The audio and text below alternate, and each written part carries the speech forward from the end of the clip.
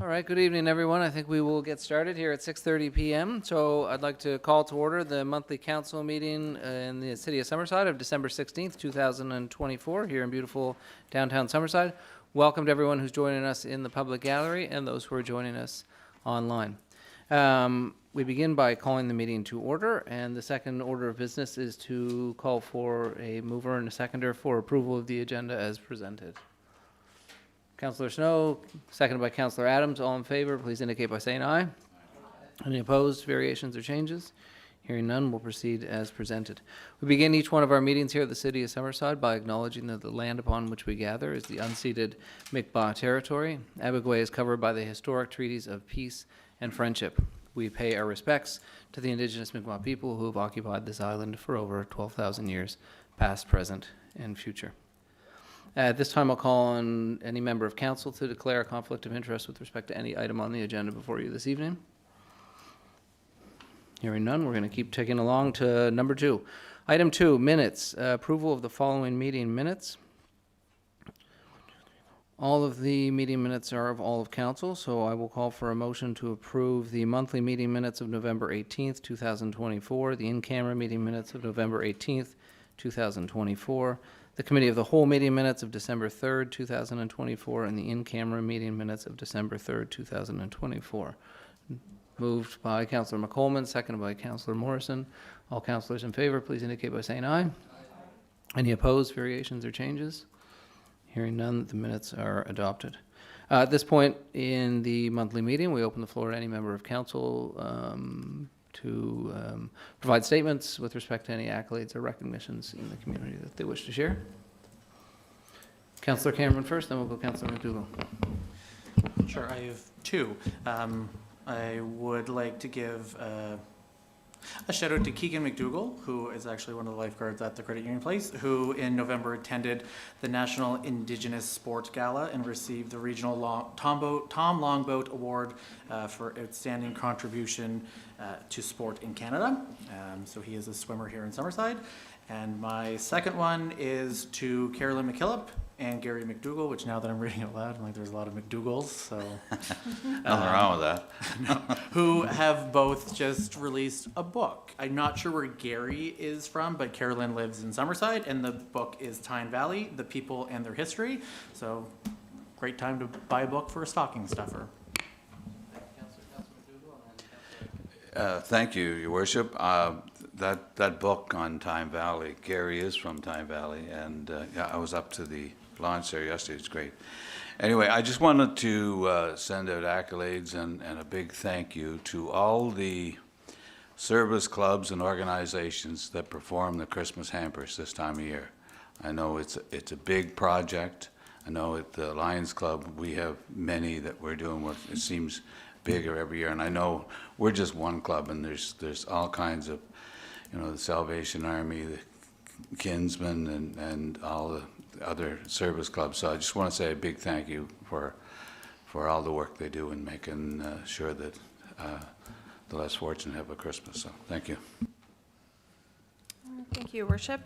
I just had a few. The first would be our municipal services staff. I'm sure they are counting every day that they don't have to get out with the snow plows, but for when they do, we thank them in advance for everything that they have to put up with. And our electrical services staff, we had a citywide outage, and if everybody remembers, wind was howling, and nobody would have wanted to have been outside, let alone up poles trying to figure out what the problem was. So a shout out to those guys. They definitely are unsung heroes at times. And I guess my last one would be, this is our last meeting before Christmas, so all the school staff and everybody that has put up with our lovely children till now, till Christmas, and it can get a little crazy in the classrooms and the offices, so, and on the school buses, so thank you to all our school staff for all the hard work. Councillor Morrison?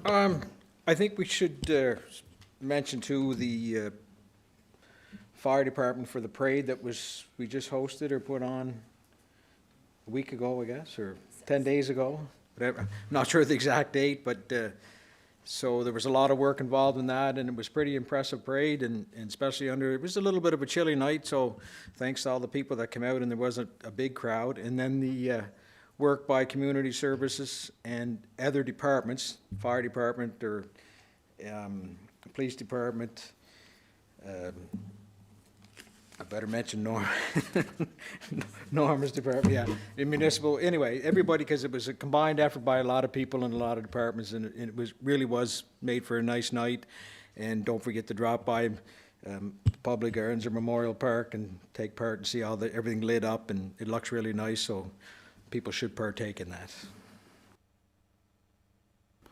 Thank you, councillors. I have two others as well. Constable Mallory Metallic of the Summerside Police Department was the recipient of the Municipal Police Officer of the Year Award, where we attended last week. And so congratulations, obviously, to Constable Metallic, who's an incredible asset and a great cop.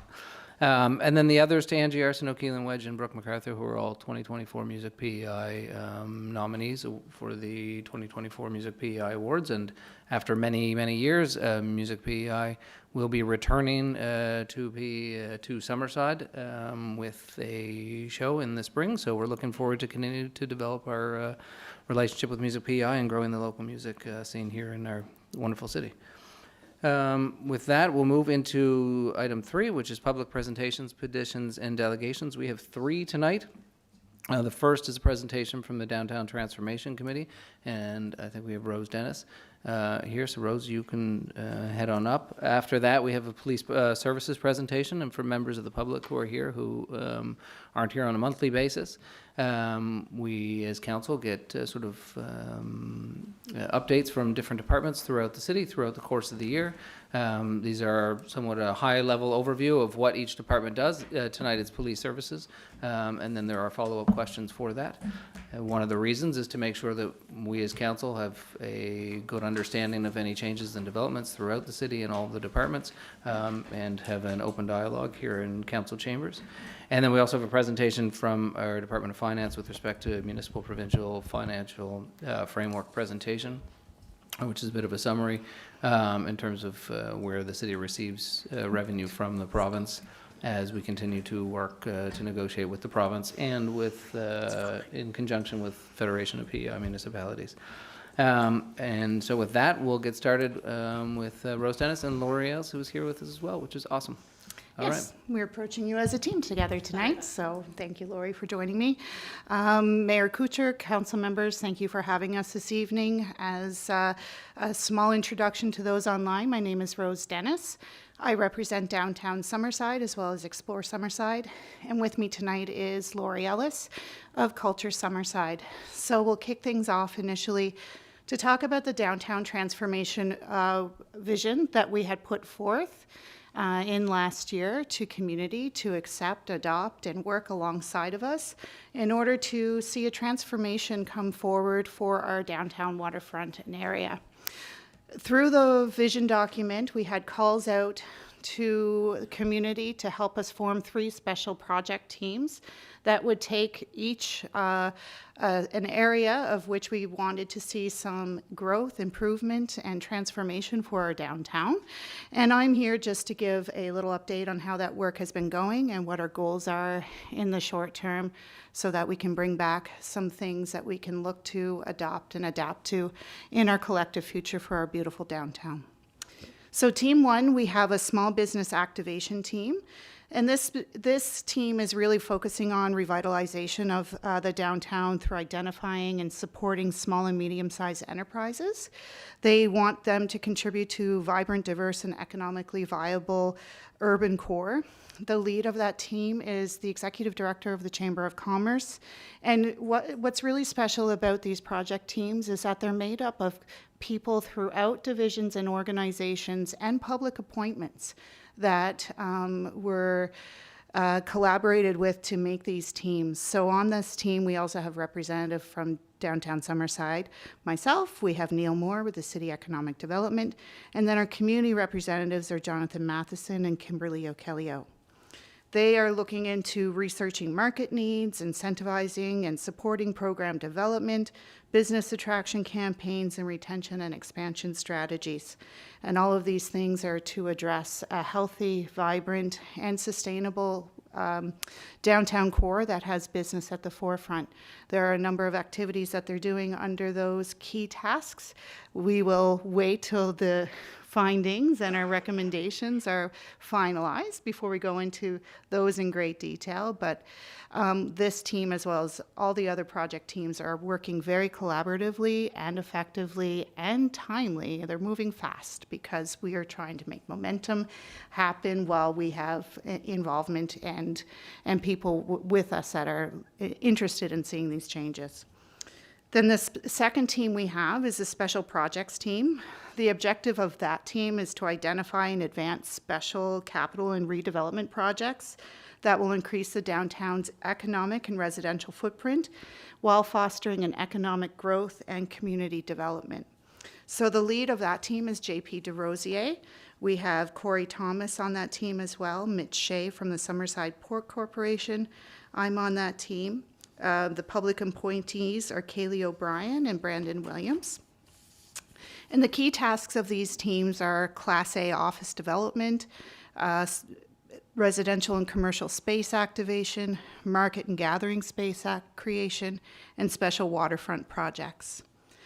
And the team 3 is transforming our built environment, and this is why Lori's with us tonight as well, because we are working very collaboratively on this. It does come into play with our beautification and public art projects that we were collaboratively working on in the past year, as with some newly approved funds through the municipality. And the objective of this team is to enhance the aesthetic and functional qualities of the downtown waterfront.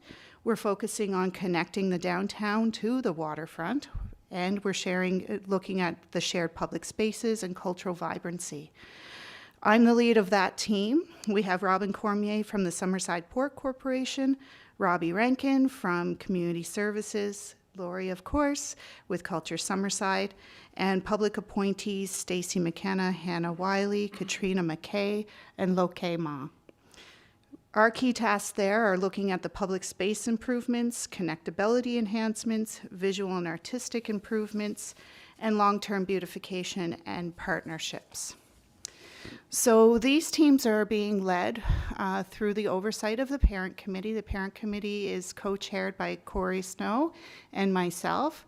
So Corey is playing an integral part on making sure that we're keeping all teams collaboratively working together. We know what all the teams are working on because Corey does go to all the meetings with me. We usually partner up on that. Tomorrow we're actually partnering up and going into community and having interviews with some of the small businesses for the small business activation team so that we can talk to people organically and not just through a survey and expecting them to give us some answers that way. We really want to have some real discussions that we can help shape our thoughts going forward. So I'm looking forward to that day with you tomorrow. And then our objectives with that work is to bring back early next year to council the recommendations from all 3 committees. So they knew their timelines and deliverables when we started. We pathed those out as a parent committee, and they are working hard to stick to them. We see a lot of communication in the background, not just waiting for the next meeting. They are moving things through email and very excited to do so. So it's been a very positive experience that we've been having right now, and we really are excited to bring forward some of the information that we think that you'll be very interested to disseminate and look to action. So with that, we wanted to segue a little bit into what has been happening when it comes to the transforming our built environment through the beautification and public art.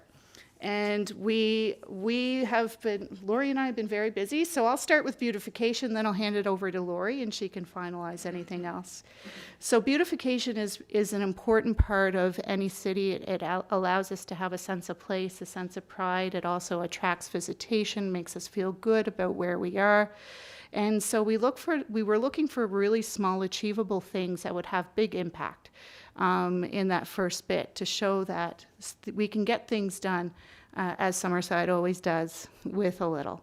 So some of the projects that we have embarked on has been the string lights that you now see up on Water Street. That's added a lot of ambiance. We had a real push to get those done before the Santa Parade, which was December 6th.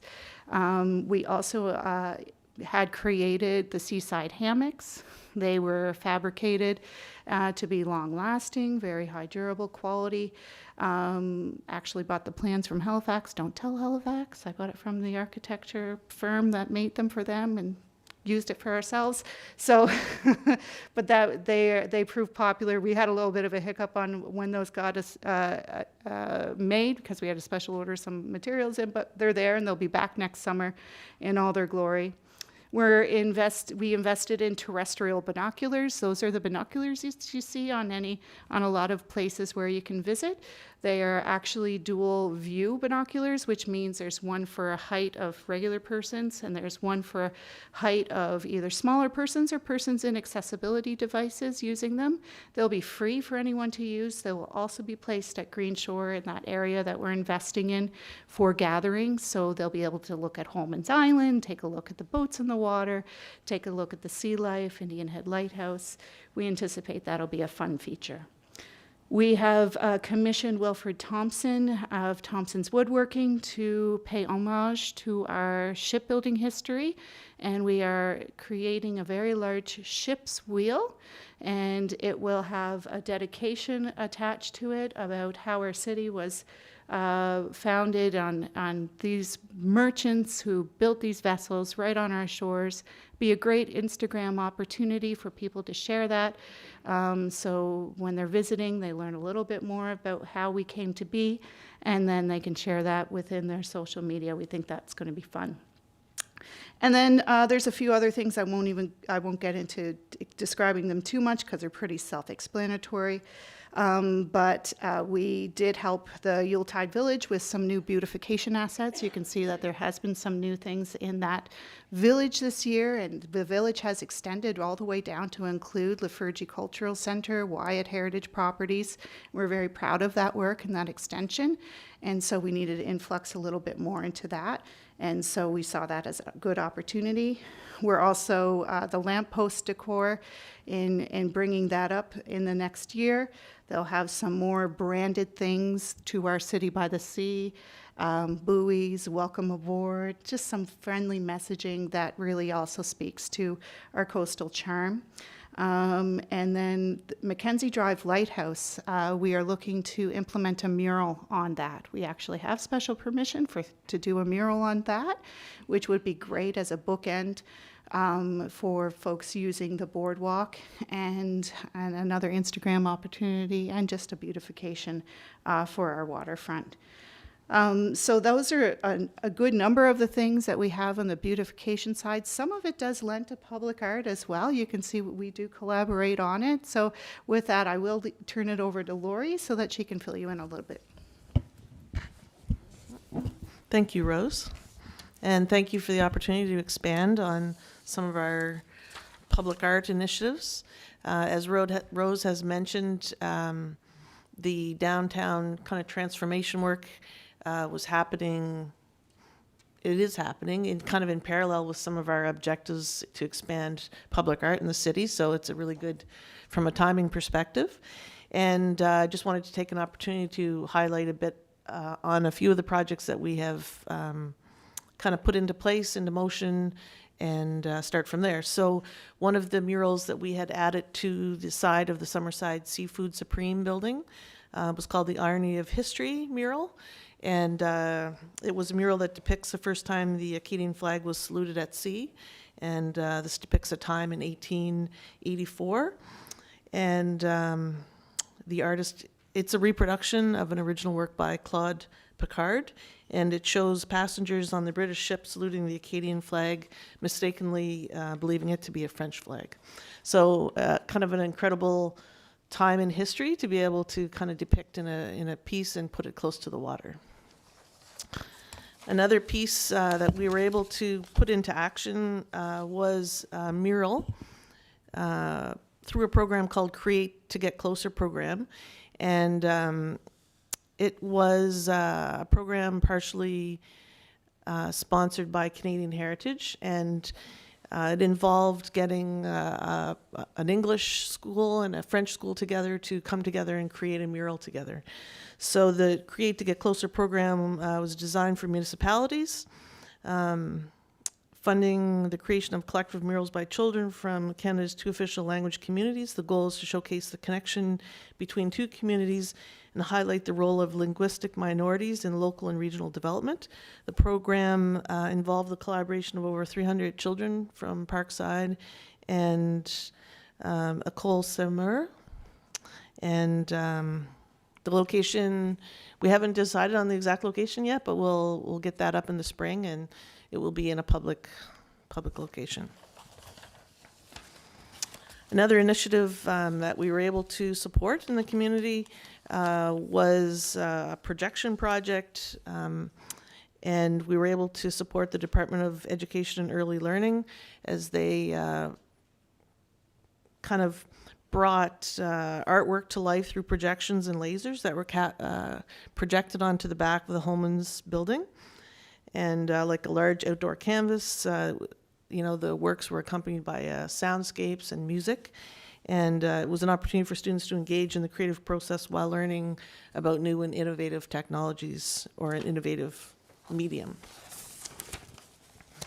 In addition to those initiatives, we were also able to collaborate with downtown and also with the Lennox Island First Nations to put out a call to artists for a permanent public art piece for the downtown Summerside.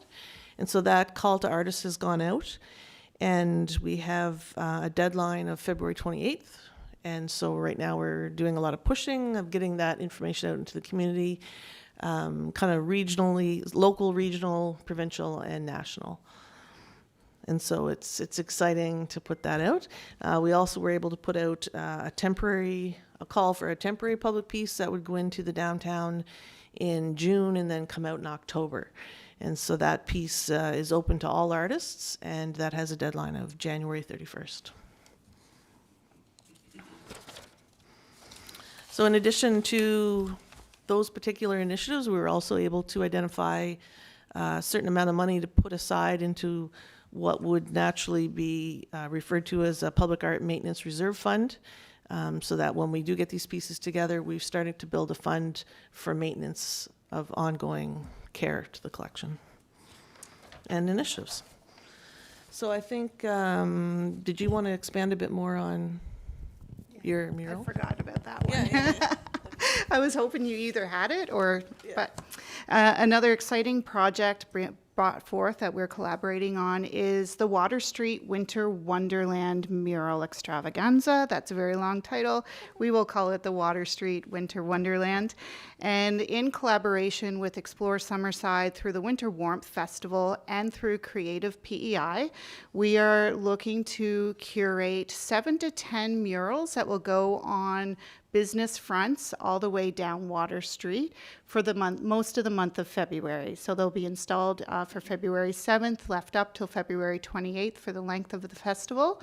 And these murals will be curated through public artists who are presenting their work to be showcased. And what makes them really special is that we're going to be using augmented reality for those murals to come to life. So we're creating a mural walk and a little map so folks can go down Water Street, look at the murals. We aim to have 7 to 10, depending on the quality and the people that bring forth their work that will be able to be adapted into augmented reality. And for those who may not know what augmented reality is, it is an opportunity to use digital platforms, usually through your cell phone, to look at a piece of art in a brand new perspective. It will come to life in some way, have some kind of movement, had some kind of 3D effect, something that makes it jump off the window. It's going to be beautiful anyway, but then it has that engagement tool. So it'll allow folks to really look at it as an activity to drive them into the downtown. We want them to remember that they love to spend time with us along there, that businesses want to see them, and that they're invested in making sure that people enjoy being in the downtown region.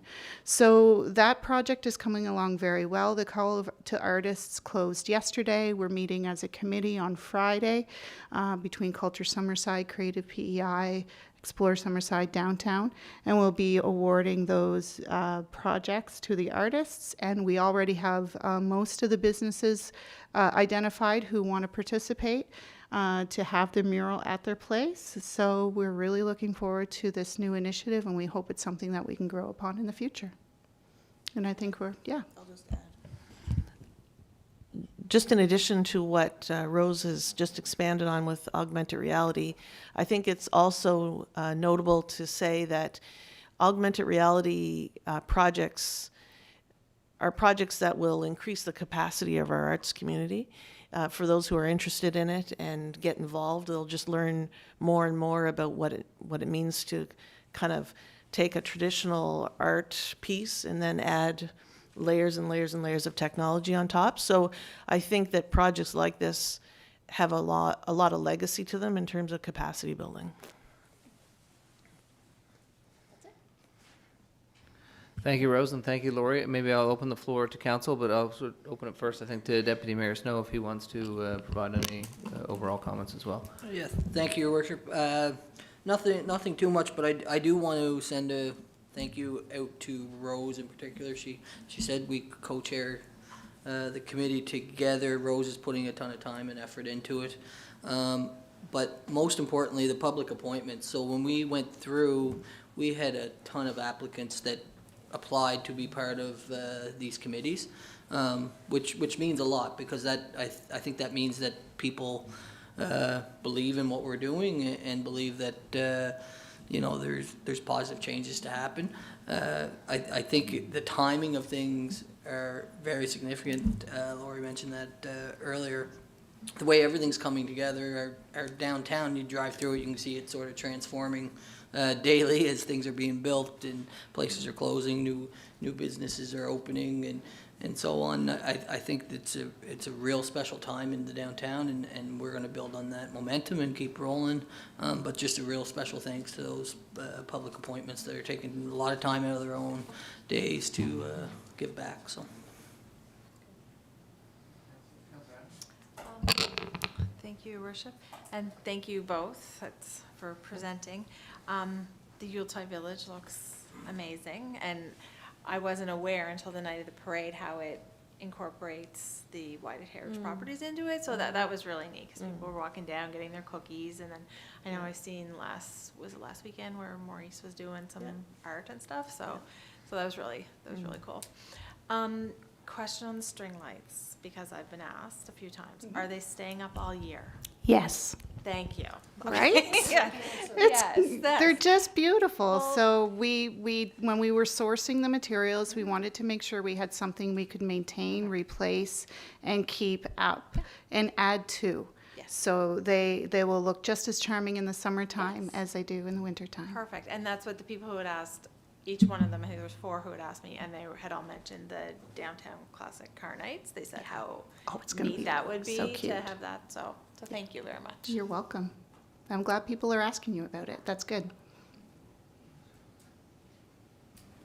Great. Well, thank you, Rose. Thank you, Lori, for all the work that you've been doing, Councillor Snow, and all the members of all your teams. It certainly shows that multi-layered opportunities can be best addressed with, we can really find solutions if we work as partners in our community, and we're starting to see that in our downtown, and it is an exciting time. So thank you for making the downtown more fun, and keep at it, because we've still got a long way to go.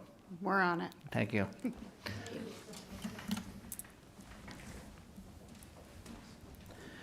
Now we'll move into item 4B, Police Services Presentation. I believe we have Deputy Chief Black here. Deputy?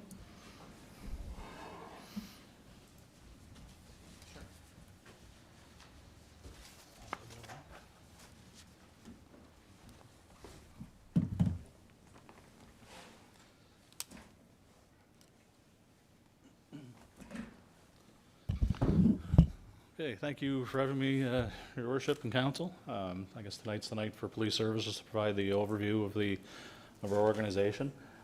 So we date back to 1877 when our organization was first formed, and that was in response to the shipbuilding industry and some of the laborers associated to that industry who, I guess, like to frequent the local watering holes and were a little bit rambunctious. So our forefathers saw fit to hire initially one constable, and our organization has grown through the years with the community. And it's 147 years later, not much has changed. Where there's alcohol, we usually find our way to those spots still today. Our police services, we're ever growing and becoming more diverse, as is our community, and we continue to grow with the community. And up until here we are today, back through at amalgamation in the I guess mid-90s, when Summerside, Wilmot, and St. Elmer's amalgamated communities. The police services did as well from St. Elmer's and Summerside, and we also took over the Wilmot area that was formerly policed by the RCMP. So I'll just talk a little bit about the different teams and sections within our organization. I'll start with our dispatch personnel. So our dispatch personnel are the ones that people talk to when they call our police service. So they're responsible for receiving emergency calls and non-emergency calls. They provide dispatching services to our fire department as well. And these folks do a tremendous job under what is oftentimes a very stressful situation. They never know what they're going to get when they pick up the phone. It could be somebody reporting just a random bylaw complaint that's very low stress for them, or it could be somebody that's just been the victim of a very serious criminal offense who is under all sorts of distress. And through all that chaos, they have to manage to try and somehow de-escalate that person and get the appropriate details that they can then pass on to our responding officers to help keep the officers safe. So they oftentimes work under very challenging conditions, and they do an excellent job. Our patrol section, these are the people that are out, you'll see out and about in the marked police cars, different areas of the city. They provide our visible police presence in the community. They're on patrol 24/7. We have 4 teams of officers that perform these functions. They do everything from bylaw enforcement to traffic enforcement to investigating criminal offenses. And they're also the ones from our police personnel that face the most risk in their day-to-day duties, because they respond to every call for service, whether it's, as I said, just a bylaw complaint, or it could be anything up to a serious criminal offense involving weapons or unknown situations and circumstances. And they do a great job as well in their role.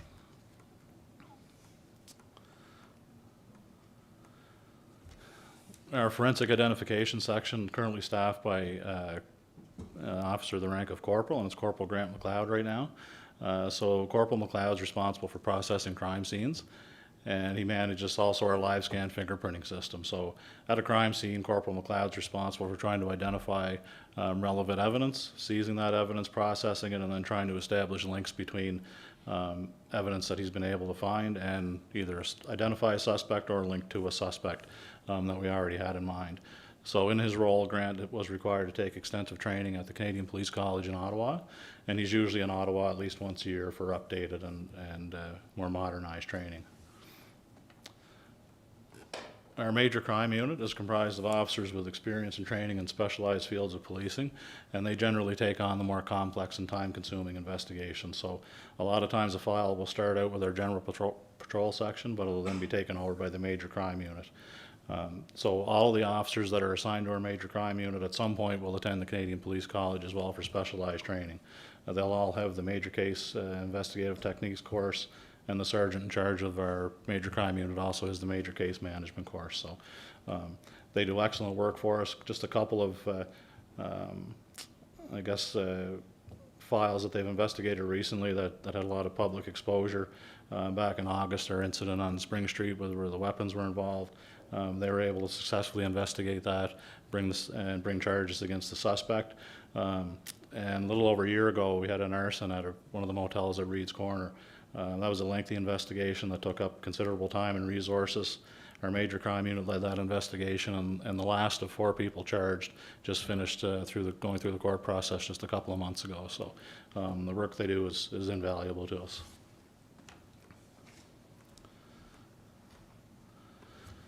the Prince District Joint Forces Drug Section. It's comprised of members of the Kensington Police, our police service, and Prince District RCMP. And they're a street-level drug unit, and their primary task is to disrupt the street-level drug activities here in the Prince County area. And they've also, their investigations have taken them across the province and into other maritime provinces as well. So that unit's been a great partnership for us, and it's been in existence for over 30 years, and they continue to do great work today. Our crisis negotiators, we have 2 on staff of our own who are part of an island-wide collaborative unit with the RCMP. So these members are called to deal with serious public safety incidents, including armed and barricaded persons and other incidents where there's a high risk of violence. So all the negotiators on this team have also attended the Canadian Police College for specialized training in crisis negotiation. And just another, I guess, a shout out to these folks as well. During that Spring Street incident, they were able to successfully negotiate the surrender of the suspects.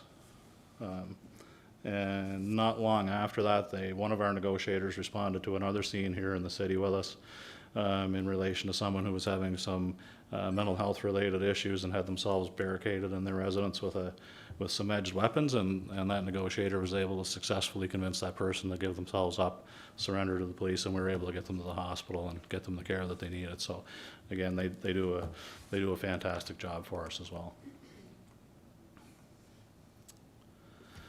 The Joint Special Tactical Operations Team, or formerly known as the Tactical Troop, or more commonly known, I guess, as a public order unit or riot squad, might resonate with some people. We have 4 members attached to that team, and it again is a joint unit with the RCMP. So we have our members from Summerside Police, PEI RCMP, and the Nova Scotia RCMP all work as one collaborative group. They train for 2 weeks a year, a week in the spring, a week in the fall in Nova Scotia. And they deal with large-scale events. They do political summits, security at political summits like the G8, G20 summits. We've done security for presidential visits. We've done some civil disobedience calls as well with the team. And they're also trained in searching and canvassing large areas. So if we have a large crime scene, for example, that might be in an outdoor area, we can benefit from the training of this team with a lot of bodies who are trained in searching and cover a lot of ground very quickly. Our records management people, they're responsible for quality control of all our records and making sure that we're reporting the appropriate data and accurate data to Ottawa to maintain our crime stats. And they also work in conjunction with their members on a daily basis to try and make sure that the records are being recorded and reported accurately. And then we have the executive assistant to the chief and deputy, who provides obviously support to the chief and deputy. She also does all the transcribing for our police service. So with a lot of investigations, when we have audio and videotape statements, those need to be transcribed for the courts. And she looks after that service as well as providing all the admin support that she does. So in addition to our operational units, we also have many partners in policing, including the mobile mental health unit. We have the different police agencies, PEI, the RCMP, Kensington Police, Charlottetown Police, who we work closely with almost on a daily basis, Child and Family Services, Victim Services, and the Provincial Department of Justice and Public Safety, just to name a few. And again, there's too many. We have so many partners in our communities that we work with on a daily basis. It's hard to capture them all. But like any successful organization, our staff is the key to our success, and we're very fortunate to have a great group with our police service. They're dedicated. When they come to work every day, they want to provide a great service to our city, and I think they do a pretty good job of that. So that's it for me, I think, unless you folks have any questions.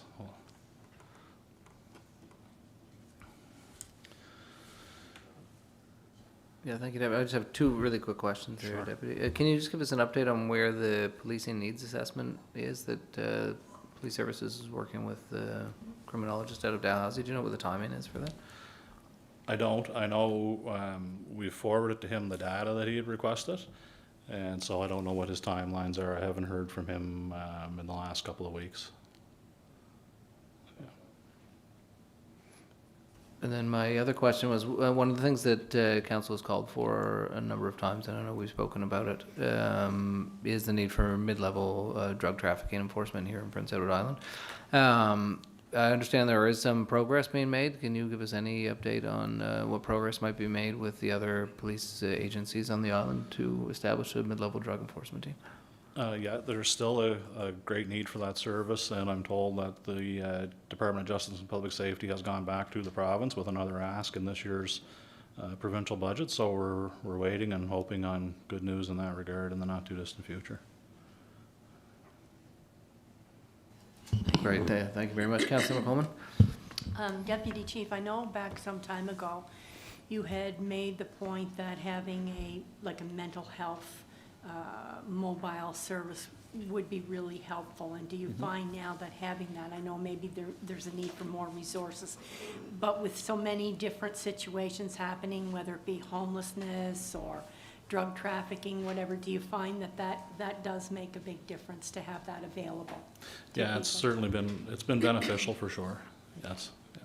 We're obviously not the best people to be responding to someone in a mental health crisis. We just don't have the appropriate training and skill sets. So having people that are available to adequately deal and service people that are in crisis is certainly a benefit.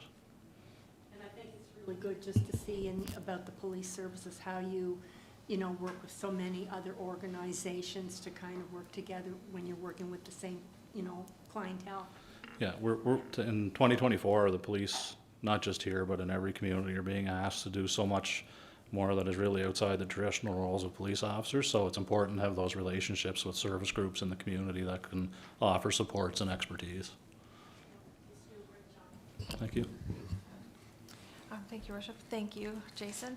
I guess did you have it at the first, how many full-time, part-time members you have? Did you mention that at the first? I'm sorry. No, I You didn't. did? We don't have any part-time members anymore. Okay. We restructured the organization a year and a half or so ago. So just with the staffing needs really across the country in policing, there's no such thing as a part-time police officer anymore. There's No. too many jobs out Yeah. there. So we've restructured and we're growing to the point where we're looking to get to 36 sworn members, and we'll hopefully be there probably by around the end of this coming summer. Okay, so you're looking at 36, and how many do you have now? We are probably 4 short, I think, right now. So But 32-ish or so? Yeah. So you're looking to fill. yeah, but with our cadet recruitment I was program. just gonna say, do you want to mention that? Yeah, it's been huge for us. Initially started out with support from you folks, and then more recently, we're also partnered with the Provincial Department of Justice and Public Safety, who are supporting cadets financially as well. So we put our first 2 cadets through the program last year. They graduated in this past August. Both of them are doing phenomenally well. We have another cadet in the current class that's in training right now, and he'll be joining us for his field training the first week of January. And then we have 3 more set to start the new training class at the academy in January. So, yeah, that program's been great. Yes, and so the requirement for that is that they stay and they work in Summerside for? They sign a return of service agreement with us for 5 years. 5 years. But we don't want them for 5 years, we want them We want forever. them But for- yeah, 5 years just to get started. exactly. Yeah. Okay, perfect, thank you. Thank you, Council. Thank you, Deputy. Appreciate it, and the entire Summerside Police Department. Thank you for the update. Thank you. At this point, I'll call up, I can't see if she's there around the corner. Yeah. Director Dunsford, Director of Finance for the City of Summerside, for our third and final presentation here this evening.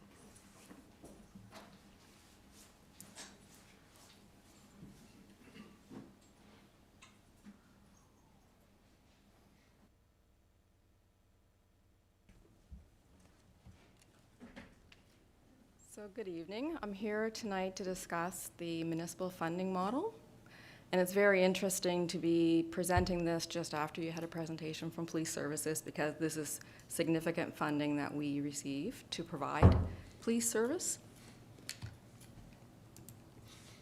So the components of our current formula is a real property tax credit, an equalization grant, and a municipal capital expenditure grant.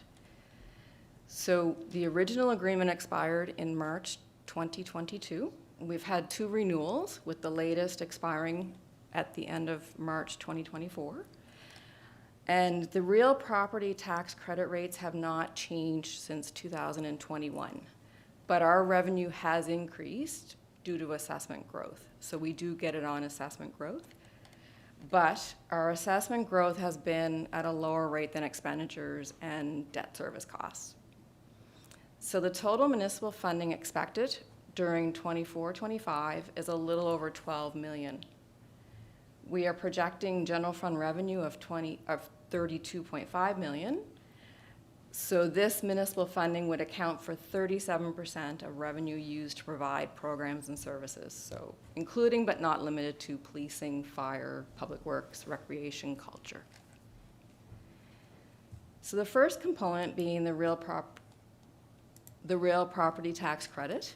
We get this on our non-commercial assessment. So our non-commercial assessment at the beginning of 2024 was $1,020 million. So the calculation of this tax credit is we do receive 29.1 cents for street maintenance, 21 cents for police, development control, which is land use, so planning, inspections, is at 1.7 cents, and the base tax credit of 7.4 is for recreation and culture. So if we do the calculation, our revenue this year from this portion of the funding is $6,037,000. You can see the breakdown below by component. So if we calculate for the street credit, the revenue is about $3 million. Our 24-25 budget, the expenses are 5.2. So you can see that there is a difference of 2.2. So 57% of it is being offset by the municipal support credit. But if you look at policing, our revenue is 2.1, our costs are 6.6, so that 32% is offset by the municipal support credit. Development, 44.6%, and then the base credit is $754,000. Equalization is required to ensure that similar services can be provided at comparable levels when there is a tax-based deficiency. As our average assessment per capita is lower than the provincial average, Summerside is receiving $5.1 million in equalization for 24-25. How this is calculated is they look at the average municipal total assessment, net of farm assessment, for the incorporated municipalities. So I do not have this information, so I took the 5.1 million that we receive in equalization and I did a reverse formula. So what this tells us is that the average municipal total assessment per capita is 99,000. Summerside's is 75,000. So we have a tax-based deficiency of 24,000 per capita. Now, if that result was negative, we would not be receiving equalization. So one thing to note with equalization is if we have a change to our non-commercial tax rate, that would impact this revenue.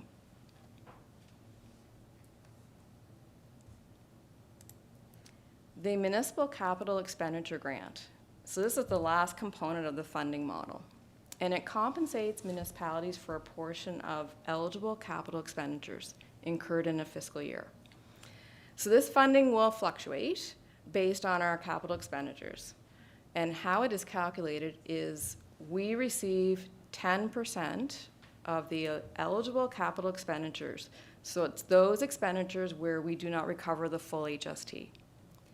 So not eligible would be the electric utility and recreation. For 24-25, we expect our claim under this component to be $900,000. It has ranged from $600 to $950 since this model was introduced in 2017. So as this will fluctuate based on our capital expenditures, it means that it's not a stable amount to project. So the status of our latest negotiations and next steps. So in August 2023, the Federation of PEI Municipalities drafted a letter to the Minister of Housing, Land and Communities requesting discussion to start on the new municipal funding model. September 2023 to now, larger municipalities, being the cities and towns, have been meeting with the Federation to discuss the current financial model and what works, does not work. In May 2024, the province requested that Summerside and Charlottetown should meet as a separate group, as we are the only two full-service municipalities, meaning that we have policing, streets, and planning. Meetings have been held with the province, being Municipal Affairs, Finance, Justice, and Public Safety, plus a negotiator hired by the province.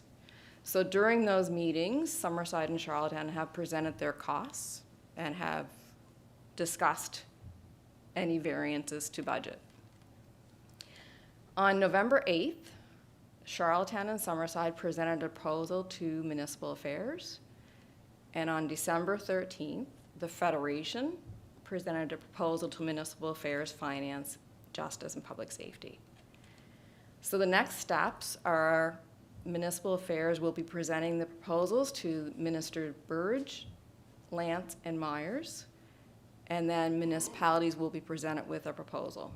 We do not have a current time frame, and we were initially expecting this proposal back in August of 2024. So just some discussion on the proposal that was submitted by Charlottetown and Summerside and the impact on Summerside. This proposal included the request to include the calculation of the municipal support credit to be on commercial assessment 2. Based on our current tax credit of 59.2 cents and our commercial assessment of 184 million, this would be an additional revenue of 1,090,000. We've asked for the addition of new components to the real property tax credit. So we're looking to add climate adaptation and mitigation, emergency management, and transit. We're starting with the request of a 0 tax rate, which is meant to be a placeholder until the roles and responsibilities are determined. We've asked for an increase to the police tax credit. If the tax credit will not be applied to commercial assessments, then we will need an increase to the credits for streets, development, and base as well. And we've asked for a 3-year agreement. We believe the province will be looking for a 5-year agreement, and we have been cautioned by the province that forecasting is showing slowing population and assessment growth. The impact on Summerside for the inclusion of the commercial assessment and an increase in the policing credit is 2.5 million in additional revenue per year. So municipalities are asking for equitable, fair, predictable, and stable funding to allow us to invest in infrastructure, programs, and services for our businesses and residents. We cannot afford the status quo as we address pressures from significant growth in population and the need to expand and upgrade infrastructure to address this.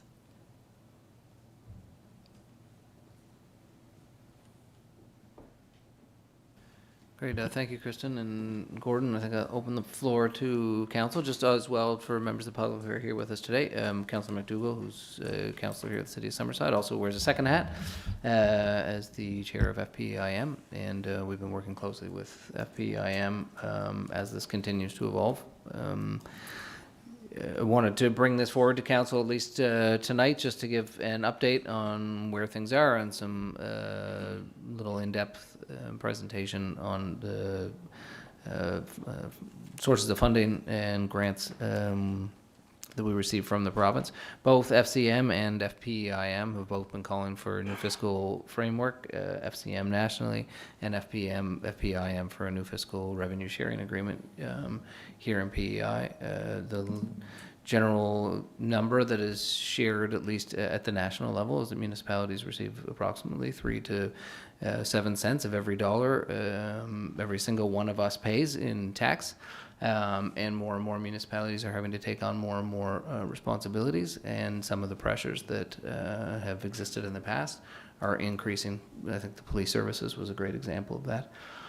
So this was just to, as well, to give council an update and then to be able to answer any questions as we continue to move forward. And I think we had kind of, I think it was a year and a half ago, Bruce, that we heard that this was going to get done right away. So right away is relative, I suppose. So open the floor to any questions from council or statements. Councilor McDougall? Not really any question, but I want to thank Kristen and Gordon and the finance staff for putting this together and setting on that committee, because this is long overdue. We've been looking to be funded so that we can provide the services that municipalities need to provide for their residents, and it just seems that each year they're chipping away a little more and a little more, and we need the province to come to the table on this. This is long overdue. We've been on a 3-year hiatus since we've had an agreement. So I really urge the province to, go back and look at these proposals that have been put in, and let's get something. We need something for this year, whether it's a goodwill gesture until we get a final agreement in the books, but something has to be done. So because of the continuous downloading and extra responsibilities that municipal councils across the province are taking. So thanks. Thank you, Your Worship, and thank you, Kristen, and backup Gordon. I had a question on who you were presenting to. You said it was Ministers Burridge, Lance, and Myers. And what are the reason for those three? Department of Finance, Department of Justice and Public Safety, and then land, communities, and Okay, so municipalities. And just to be clear, that's not who we've been meeting with. We've been meeting with Yeah. Staff from the Department of Municipal Affairs. right, because there's been a And cabinet the shuffle, so those tax aren't the ones commissioner. anymore, right? Pardon me? So there's been a cabinet shuffle, so those aren't the same ministers. Right, Wouldn't be Lance, right, so yeah. yes. I just thought in Yeah. case you're doing your Yeah, that was meant presentation. to But I be. was wondering if I was wondering then, is it a standing committee or what you were presenting to? So, okay, gotcha. And is FPIM, they're presenting and then you guys are presenting, or you're presenting in the same day? Or how No, is it? we've been having ongoing meetings since Yep. Last last September. May, yeah. But Summerside and Charlottetown were Yeah. asked to meet separately. Separately. And representatives from Summerside and Charlottetown have been meeting with provincial government staff on an ongoing basis. Yeah. So we've already met with them, and they have the proposals that we put forward. Okay. And then our understanding, the provincial staff will then be meeting with their, whichever ministers they Okay, need to meet so with. you guys don't meet Correct. anymore? No, we are Okay, not meeting with okay. any, Okay, I thought you were meeting, you and FPIM were meeting again. We're Okay. waiting for a proposal. To hear back, okay, perfect, thanks.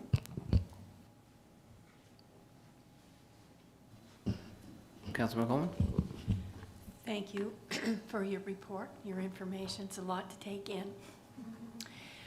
But I guess the bottom line that I take out of it is everything that you've reported there. As a municipality, we're pretty limited on what we have as far as funding resources to work with.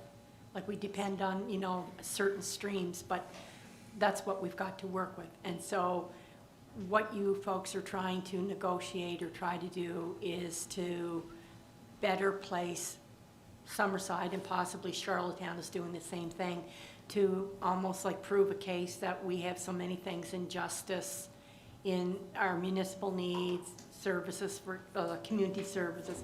So those are the things that are our biggest dollars that have to go into the community to keep it going, and the infrastructure. So it's trying to sell that case to the powers that be. Yes. So what can we do? Sometimes you might feel like you're not being listened to, but it's a lot of work to try and keep stating that case all of the time. So thank you for doing it, because I know we have a lot of things in the community, in the municipality, that really depend on that. So let's hope that it does increase somehow. Thank you. Thanks. Thank you, Councillor, and also to the work from FPIM, who continues to be an advocate for all municipalities here. And certainly, we have a lot of big decisions we have to make here in the city all the time.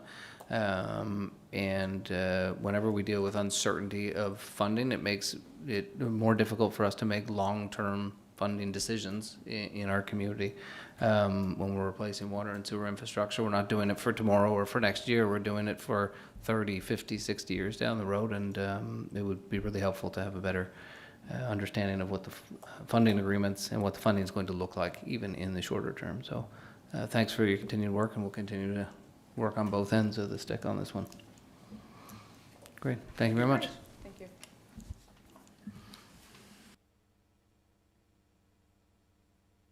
Now, with that, move to item 5, which is appointment to committees, and there's no appointments here tonight, so we can move on to item 6, which is the introduction and reading of bylaws and resolutions. Item 6A, 255, Greenwood Drive zoning amendments. At this point, I'll hand it over to the formidable Chair of Planning Board, Councillor Duran. Formidable. Thank you, Your Worship, and thanks everyone for your patience. I will just get right into it here. 6A is a zoning amendment application for 255 Greenwood Drive. Background, the City of Summerside has received an application from Z&C Flourish International Limited for portions of PID number 1163526 to amend the city zoning bylaw from single-family residential R1 zone to high-density residential R4 zone, and from low-density residential R2 zone to high-density residential R4 zone. The purpose of the zoning amendment is to allow apartment building or buildings in the proposed R4 zone. The application was advertised in the December 4th edition of The Guardian.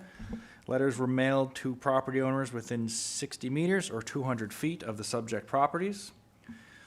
We are currently, I think, sort of discussing expanding that in the near future. So, explanation of the process.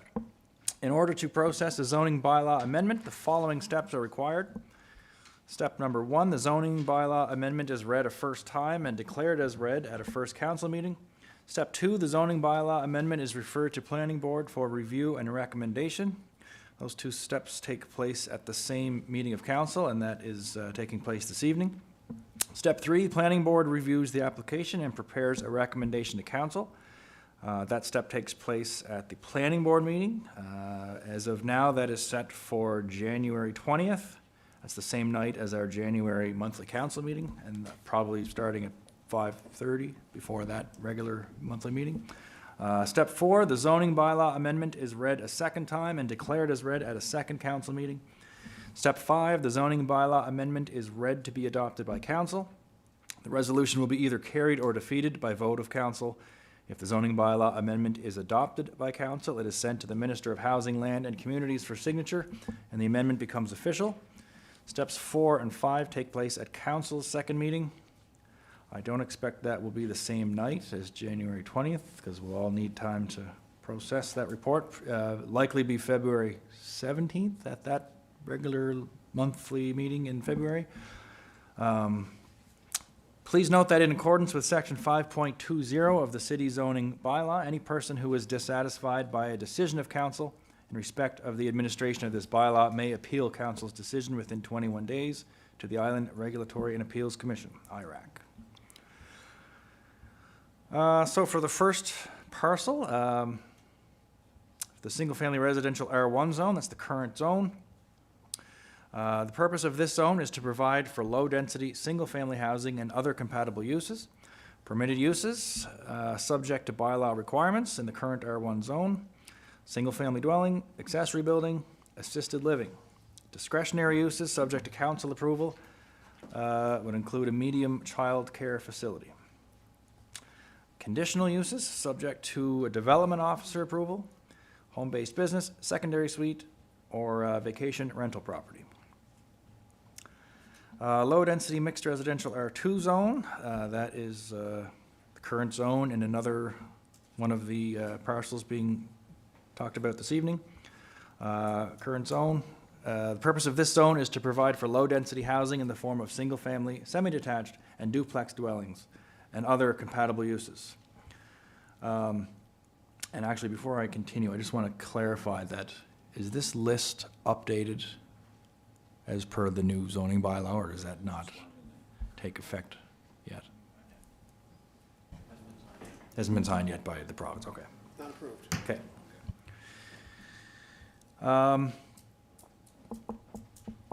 Yeah, so permitted uses subject to bylaw requirements in the current R2 zone, single-family dwelling, duplex dwellings, assisted living, semi-detached dwellings, and accessory buildings. Discretionary uses subject to council approval, medium childcare facility, social services agency, boarding house, or B&B, and the B&B also requires conditional use approval. Other conditional uses subject to a development officer approval, a home-based business, secondary suite, or vacation rental property. The proposed zoning, high-density residential R4. Purpose of this zone is to provide for high-density housing in the form of apartments, as well as housing in the form of single-family, semi-detached, duplex dwellings, row house, townhouse, and other compatible uses. Subject to bylaw requirements. The permitted uses in the R4 include single-family dwelling, assisted living, row house, semi-detached dwellings, duplex dwellings, townhouses, apartment buildings, group homes, community care and nursing homes, boarding house, medium child care facility, social services agency, accessory building, or rooming house. Discretionary uses subject to council approval in the R4 would be tourist home and inn. That also requires conditional use approval. And conditional uses subject to development officer approval in the R4 include home-based business, B&B and vacation rental properties, or secondary suites. So comments and questions. First of all, the applicant would be invited to make any comments or make any presentation. We would ask, if desired, that Greg Munn, who would be representing the Flourish Group, if there's anything that you would like to present, and we certainly encourage it at this time, because this is sort of the opportunity for people to speak. So just if you wanted to outline Yes. your basic idea here. Yes, thank you, Mayor and Council. First of all, I would like to know if it's all right if Jen would be able to speak. She's with the Flourish Group. She'd like to give a couple of words first. Anybody and everybody is welcome to speak. Like first we ask for the applicant, whoever that may be, and then we'll ask for if anybody in the comment, anyone in the public or council. Or so, yeah, Jen. Good evening, everybody. Happy holidays. Yeah, thank you so much for allowing us to be here today. And you can see our groups are here as well. Yes. I think we love to take this opportunity to let you know more about our group as well. And today and this evening is such a great evening for us to learn more about the city of Somerset as well. You have a group of people trying to put public art in the downtown, in the city, and you have a group of people who are taking care of your safety, and the people who are taking care of the money. And for us, we really want to be part of that to make the city of Somerset even much, much better. Yes. Okay. And Linda, do you mind? That is the slide. Yes. Okay. Yeah. You can see for Flourish Development Group, yes, the applicant this time is NC Flourish International Limited. The next, yes, we're building houses, but to be honest, it's not just the houses. We're building homes and we're building communities. And for us, we're focusing on energy efficiency, and sustainability is our focus as well. Yeah. Yeah, you could see this is the community events. For Flourish, we're part of the big community events. We really want to be the bridge for different cultures as well. And we do have our Flourish Young Leaders Scholarship Foundation as well. Yeah, so this is part of what we're doing. Yeah. And you could see this is the main idea what we're doing. We do land development, property management, construction, and absolutely investment as well. And you could see our team, our property management team are here, and our construction companies are here. They are just a part of our big group. Yeah, we do have, you could see we have properties in Charlottetown, Stratford, and we'll be here as well, and Montague and Moncton. In Montague and Moncton, we do have our property managers over there. And in Moncton, we're working with the third-party property management team. Yeah. So far for Flourish, we do have, we're taking care of over 200 rental units. It doesn't just mean 200 units. It's more like over 200 families we're dealing with. Yes. And you could see this is our Montague property. It's called Flourish Square. We built 6 12 units apartment buildings over there. So altogether we have 72 families in that community. Yeah, our property manager, Jamie, is taking care of everything in Montague. Yeah, he's not in this team today. And this is our Charlottetown kind of like the new development. It's already been approved. So Greg, our architect, right now is working on the townhomes on the right. Yeah, so we plan to have everything ready and dig the hole in the coming spring. So this is kind of like what we're doing. And I'd love to invite Greg to give us information about our Somerset project ideas. Thank you. Thank you, Jen. Thank you. Yeah, I was been engaged with Flourish since the spring of this year, being architect for their projects going forward. This project in Mount Woodward Road, I think, is called Mount Wood, is relevant because it's very similar to what we plan on to develop here in Summerside. There's multi-levels of density going into the project and a multi-year phasing plan. We're starting with row houses on this with 32 units. Eventually there'll be larger apartment buildings and then larger still going on in there. So at the end there'll be over 350 units in this project. But one thing that I think is a little I think maybe different about Flourish is that they truly are investing in the community, and that means public spaces and just a real investment in making a place a home for the people who live there.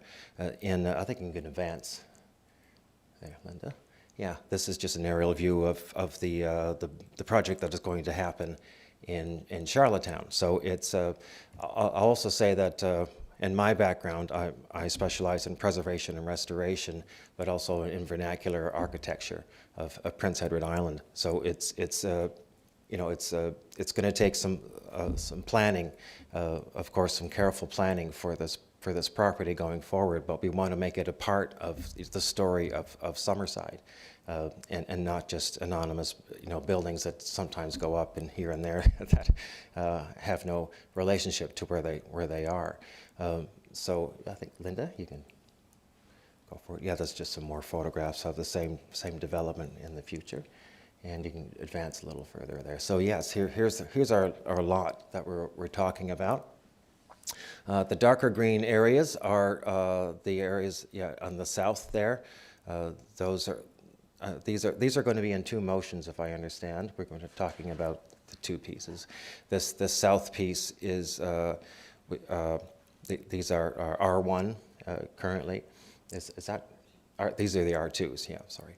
And to take them to R4, if you understand the layout of the land, there's a hill in the center, and it's already zoned R1 and R2 in those areas, and the thought is that those will stay, that they definitely will stay zoned that way. But on the lower edges around here, to increase density and to address housing issues today, we are proposing that there would be higher density apartment buildings that would go into these lots. We don't expect and don't plan to build them to the max of what they possibly could be. We want them to be scaled properly for the neighborhood that we want to create. So there will be higher density, and on those lots was just a beginning of a study to see, what buildings could go there, the size of buildings that are going there. We don't plan on using the entire lots for those. We want to have some varied and interesting architecture and outdoor spaces, as well as providing housing. I think we can advance, Linda. Yeah, and again, just showing a little bit of what the layout of that land will be. Again, we don't know. We haven't begun to really explore in depth what the buildings are going to be, because we want to take our time to design this correctly and work within the bylaws and the needs and the aesthetic of the city. So you can advance. And again, just some more ideas on those buildings. But yes, yeah, in two pieces on the south end, going to R4, and then along the other bank of the property, also R4. And this plan is flat, but in the middle is the hill. So the taller buildings, if they are taller, will be at the bottoms of the two ends of the hill, and then it'll be lower density R1 and R2 in the center. So that is my presentation. So if anyone has any questions, please feel free. Yeah, sure. I just had one question that I'm sure will make sense with yours. I know this evening, obviously, we're talking about those specific areas going from R1 or R2 to R4. Mm-hmm. But obviously, there's a bigger plan for the middle. Yes. It's on your website, or the Flourish website. Is there a way to get that up? Because I think that's going to have to be talked about tonight.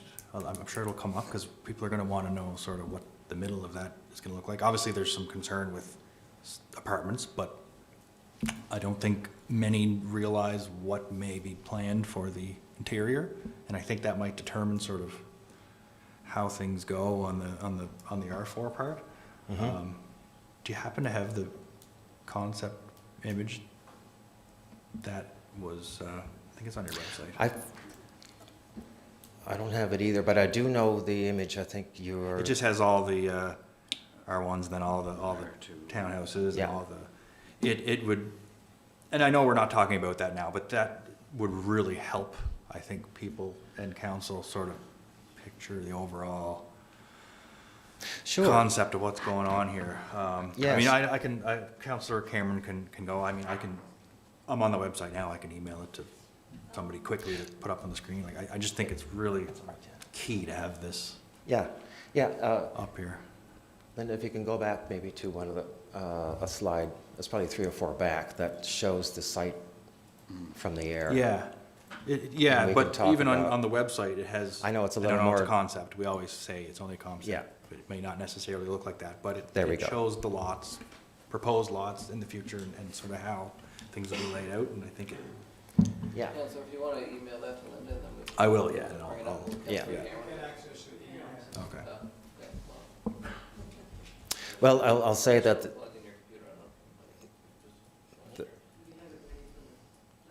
Yeah, even if we could have it ready for planning board, sure, and I'll, I can share it with residents in the meantime. Actually, I did post it, but yeah. The R1 areas will be single family homes, and then the R2 areas, it's been discussed that it would be duplexes and up to fourplexes on there, but, you know, maximum 2-story and low density. So that there's no thoughts, no plans to do anything denser than that. No, So it'll no. be- And I mean, and the image is sort of says that, but I just think people really want to know, as we always do these rezoning things, and whether the order is right or not, people always want to know Sure. what it's going to look like. And we've said to different applicants, you know, is there any concepts that you could provide? And a lot of the time there isn't, but in this case there is, and I think it's really important that we Yes, yes. at least present that. And, yeah. If not And- now, then within the Yeah. coming days and weeks, so. And it is just a concept too, so. Yeah, and we Yeah. we regurgitate that every time, like, this is not a guarantee, and I don't want to keep Yeah. going down that road tonight, because that's not what this is about, but. Well, to be honest too, to get direction from council and the public, you know, on a direction for the property is very valuable. But, you know, but also to meet the needs if we can move forward with the R4. But of course, again, R2 and R1 will not, you know, we're not going to be applying to change those, and it'll be low density in those areas. Thank you. Yeah. Great. I did have a few questions. One of them did kind of revolve around that middle portion. And I want to make sure that I got this correctly, because I got a little confused when you were talking about Charlottetown, what you're currently doing in Summerside. Did you say that you were looking to do 350 units in this development, or is that No, Charlottetown? That's the Charlottetown. Okay, and how many units were you looking to have in this development? If you, just the R4 changing, how many units were you looking to have in there? We haven't determined that yet. No, just all that we are planning is that it would be higher density than R2, but we also are not looking for you know, tall 6- and 5-story buildings either. This will just, but again, it'll take further study. We didn't, to be honest, I didn't want to throw something together quickly that wasn't something that over time we wanted to pursue, and not to try to, you know, narrow it down or give the wrong impression here. I think it's going to take some careful study to determine how many units go into these lots. And do you guys have any current properties that you have developed in Summerside? There are not, currently not There's yet. not? Okay. No. Two more questions, a little bit more directed maybe to Jen, and maybe to you as well. I don't know, but you know, we both could answer. sure, that would be great. You know, we sat here, most of us, about a year and a half ago with a similar presentation of rezoning this, and I'm just wondering how this differs from the rezoning that we saw 2 years ago that council voted against unanimously. I think at that time, Greg was not involved, right? Yeah. So at that time, we also just gave the general idea about the whole concept, right?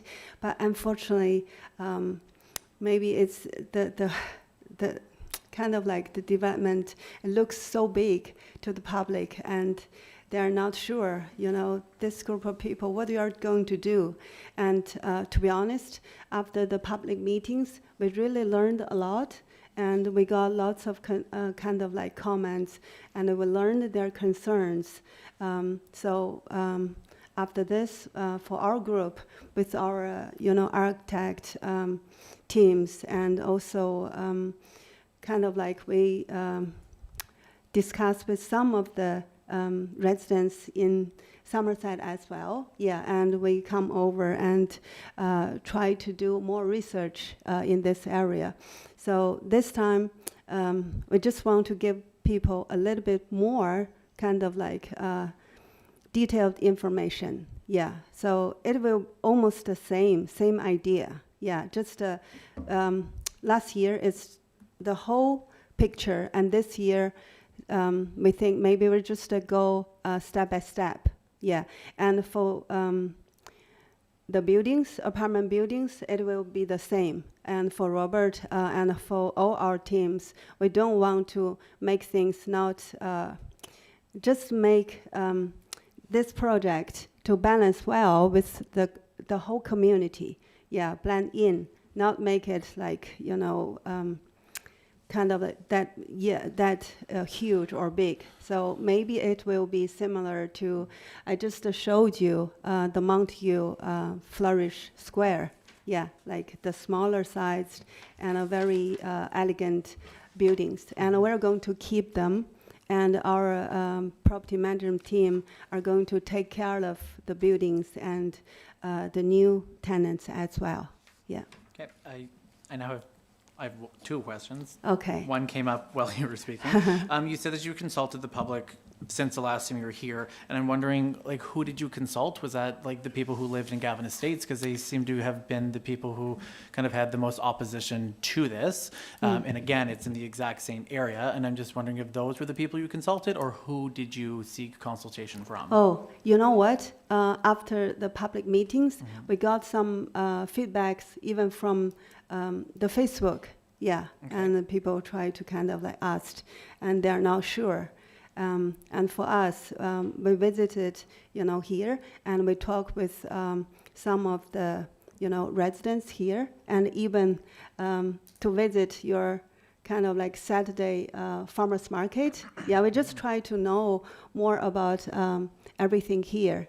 And for myself, to be kind of like my daughter dance a lot, and we need to come over here for Harbor Theater. So whenever I have chance, we just try to talk with people, and we also try to get more information from what's going on Summerside website or some big events. Yeah, for the events we love to come over, and yeah, so we really want to be part of this big community. Yes. Yeah, perfect. And then just one more question. I guess this one is a little bit harder for me, is I'm just wondering why at this point, when we have been pushing that missing middle housing so hard, would we consider rezoning to R4 when we have just went through such a long process of deciding to push that missing middle of townhouses and row houses and 4-unit apartment buildings to consider something like this?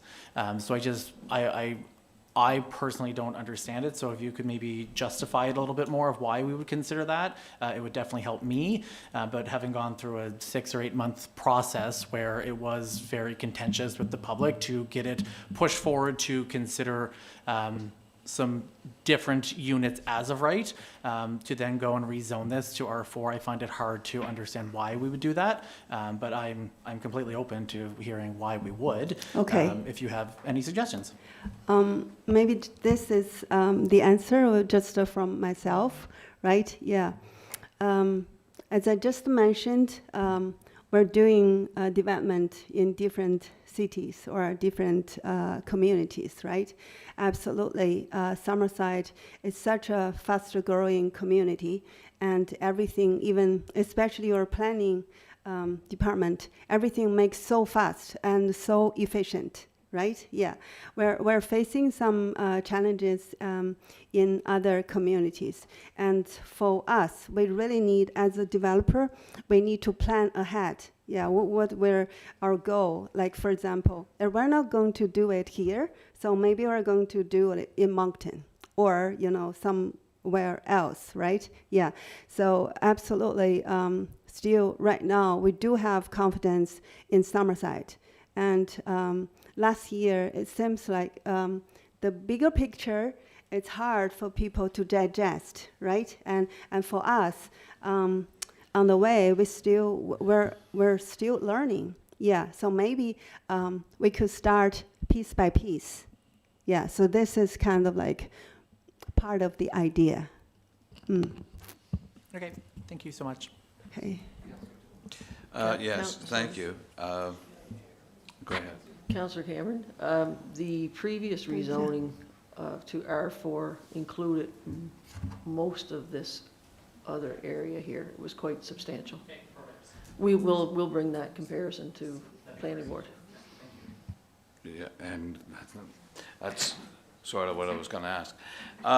Just a question on the proposed R4. You said you don't have a plan, but are you expecting them to be 24 units, 32 units, 72 units? Do you have any idea what size? It looks like there's 1, 2, 3 down at the bottom there. Yeah, might I also add something, add some comments from Robert? Yeah, Okay. the other thing is kind of like why we want to start, do the rezoning for that portion.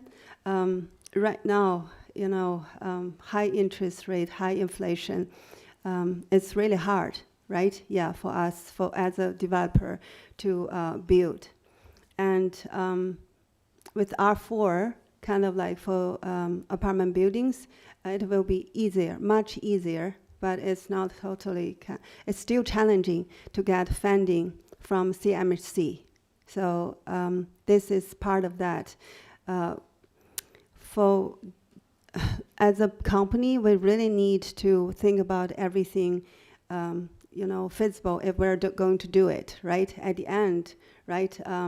We're kind of like love to build a community, but at the same time, we need to survive. So economically, that will make sense, yeah. And I think this is part of your question, yeah. So, okay. Okay. My question was, do you have any idea what size these units are going to be in the four, and if we were to move these to R4? So we don't really have specific idea. We still, it's the kind of the concept as well. Right. But for Robert, and even from the last public meeting, we mentioned we're going to build something similar to Montague, you know, apartment buildings. It's not going to be like too high or with so many units in one building. Yeah, it will be like maybe 3 or 4 stories. Yeah. So. Okay. Thank you. One of the concerns I have is the middle. And my concern is, it's no secret that I was against 4 units as of right. I hope this time not. What? No, but No. but if this was allowed, you can build. You can say that this is going to be R1, it's going to be R2, or whatever, but you can build 4 units in there as a right. Is that not a fact, Linda?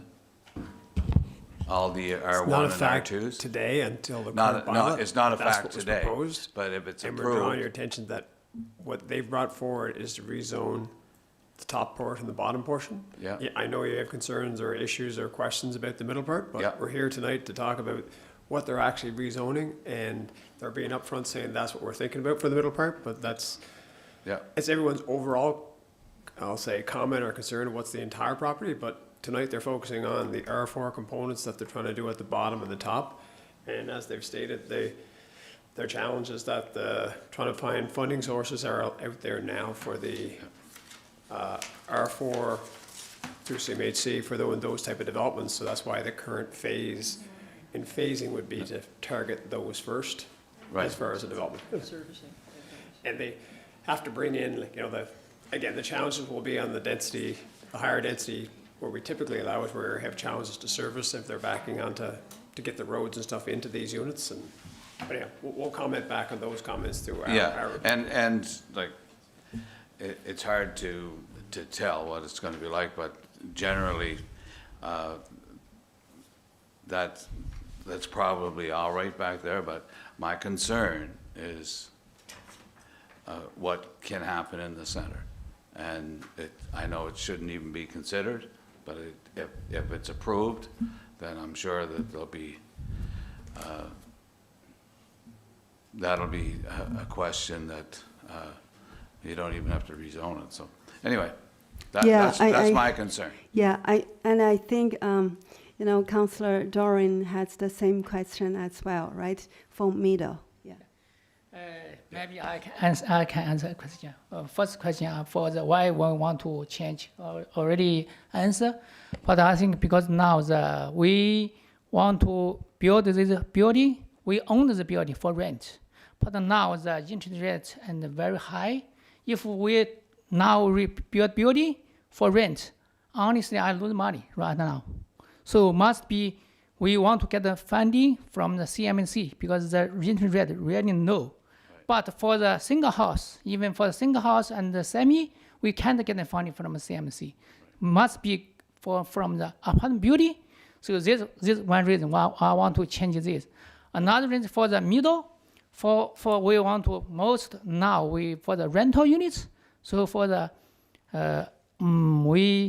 because now the bylaw already changed. So most of for building. Because now even for the 4 building, for the townhouse, we want to small 4 units for the townhouse. That's now is more affordable and is very suitable for rent.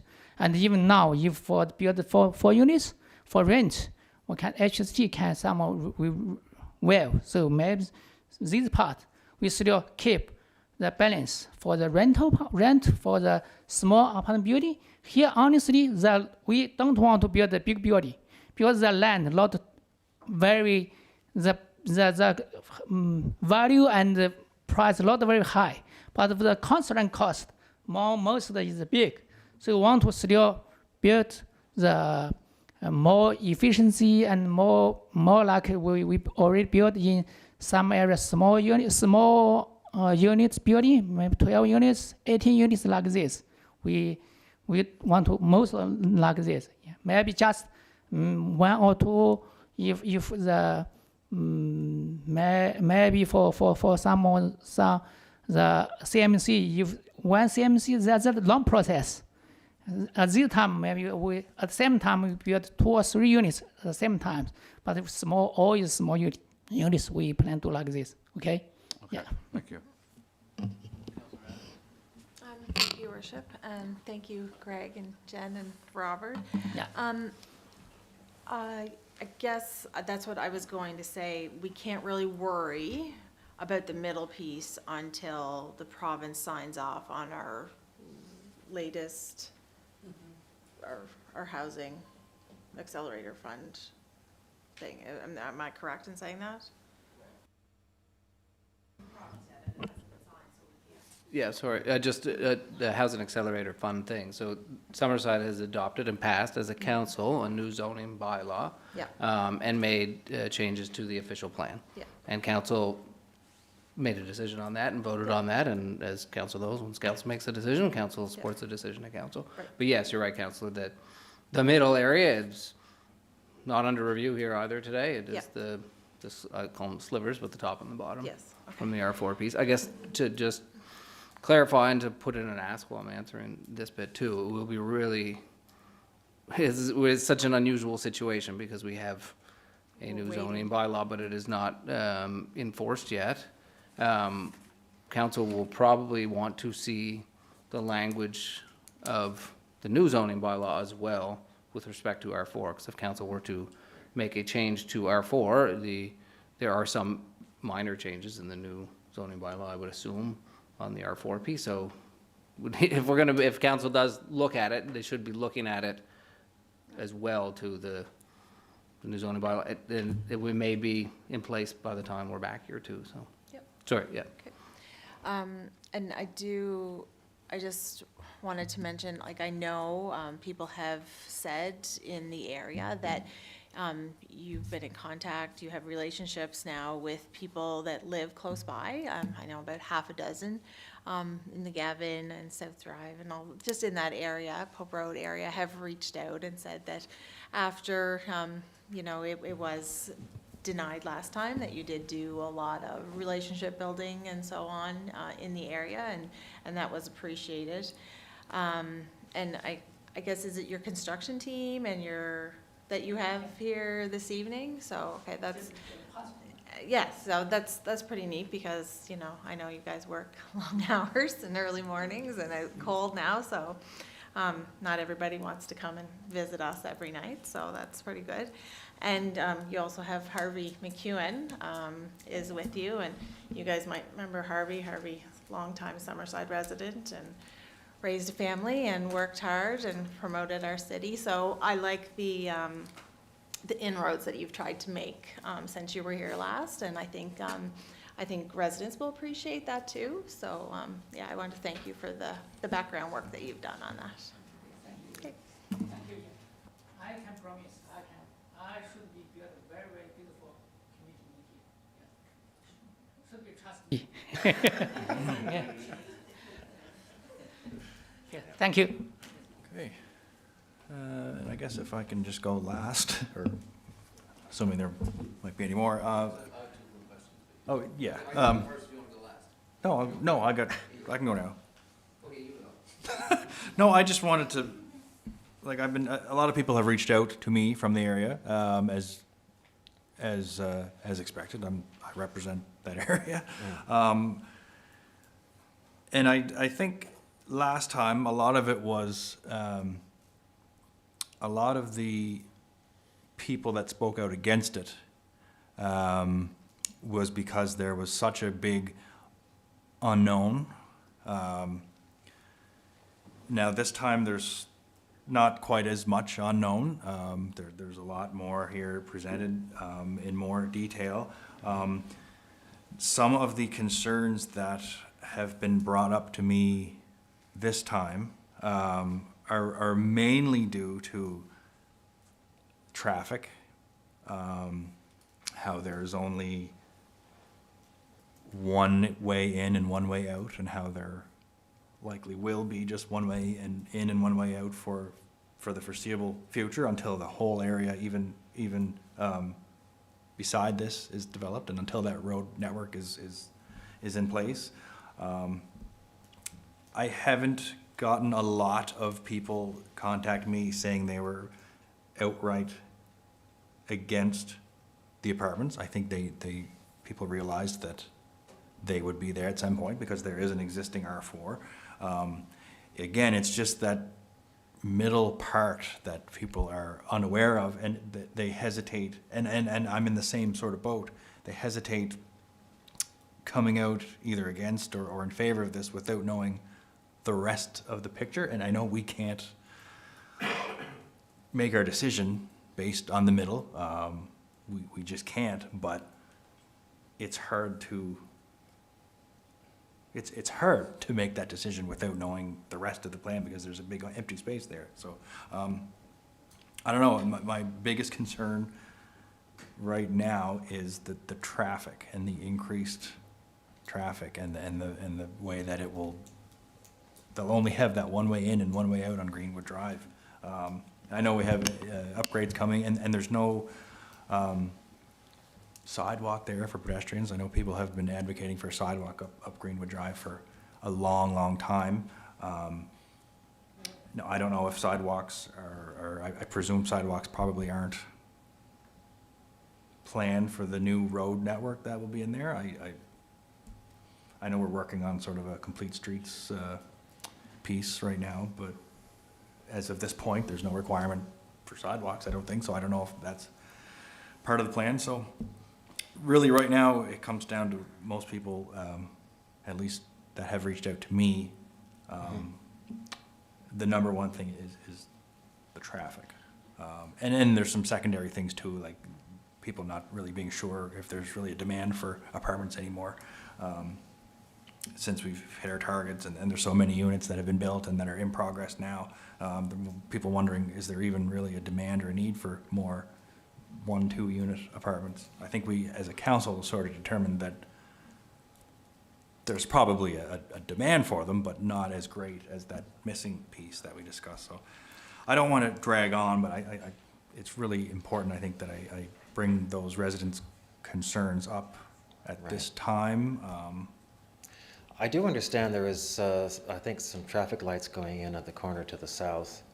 There's traffic lights going in, which is good for some control, but I think it's the increase in, there's going to be parking and just more vehicles in general, especially when the whole area is developed and there's still just that one way in and one way out. Yeah, yeah. That's a larger infrastructure. And it is. It's question. it's a council city discussion. It's not a. And the other thing too about the you know, I think if you are meeting your goals for apartments in Summerside, the thing is there are other places like Charlottetown that are not. So, you know, having a place, you know, for growth and for people to come to could be a benefit as well. But Robert, did Yeah, you want to maybe say? we can. Yes, if we build this new building, absolutely for the traffic maybe increase a little. But in this project, we plan at least 15 years. Not 1 year build all the community, because the market can't. The market is a small market. We can't do like this. One reason. Another, you can see we already built that at the top, that street. If we hopefully that next build is that project you build that go this way, direct go to the commercial area. So that's very, very good for the residents. Yeah. They don't need to go this way. But I think maybe 15 years later, this road should be built in the future. And even we or another 3 roads, if the next property develop should be connected together. So that's much better, get better for the traffic. They don't need to go this way, direct go that way. Yeah. Yeah. That's I can see even that one we already have a big picture and already designed, but in another property we can't design for another property. But we for the whole picture we already knowing that. Yeah. No, thank you. And yeah, no, I guess I should have mentioned that I don't think anybody, well, some may. I don't think anybody expects to wake up tomorrow to Right. Boom, it's there. 9 apartment buildings or whatever it is. No, that wasn't sort of what I meant, but, yeah, and I know you can't do anything about the next developer over that is required to meet into the network. Yeah, but we already have the entrance here. The next developer must be connected this, must connect this route. Otherwise, maybe you cancel it, don't allow to do this. No, I've realized that your plan has at least 2, but 2 streets now that would connect to Greenwood. But Greenwood itself is really the only, other than McDougall, that isn't really a main. Greenwood itself is really the only entryway into that whole development of Gavin. So that's what I sort of meant. This will just sort of put that additional strain onto that one entrance exit until those other 3 are met with the commercial district and the Renforth Street beside it. But that's just what that's the big thing that I'm hearing is the traffic. Thank you. Yeah. And I know it's not specific to your application. It's something that we're going to have to work on as a city, and it'll come as other development happens. But yeah, okay.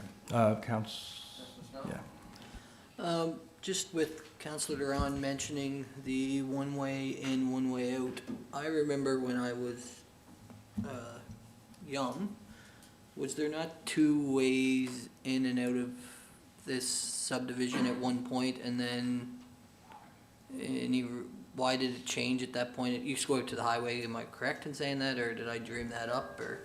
There was I'll say, in my own time, the top of Greenwood wasn't developed. It was still just, I'll say, some infrastructure was there in Shale Road. That went out to the highway, and in my time here, the highway, I'll say, discontinued or did not permit the access to be fully developed out to the highway at that location.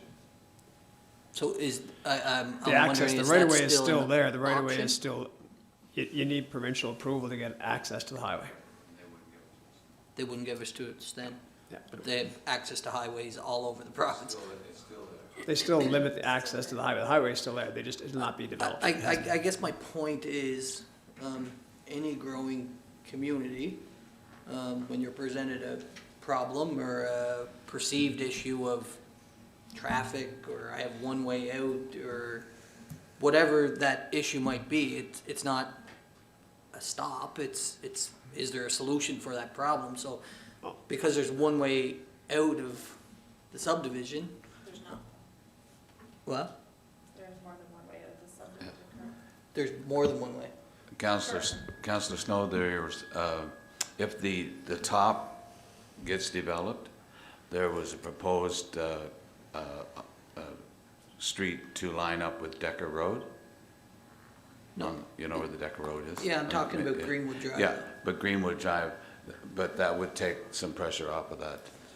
Yeah, I guess my point is that just because there is a perceived issue, like, oh, there's no sidewalks, or there's gonna be increased traffic, well, 20 years ago, every street in Summerside, there was less traffic than there is now. We have a development, there's increased traffic. That's not a bad thing. I'm, as somebody that's been here a little bit, probably not as long, definitely not as long as some, but I'm getting tired of hearing that as a reason not to proceed with development. I think you proceed with caution and good development and with planning, and you plan it out appropriately.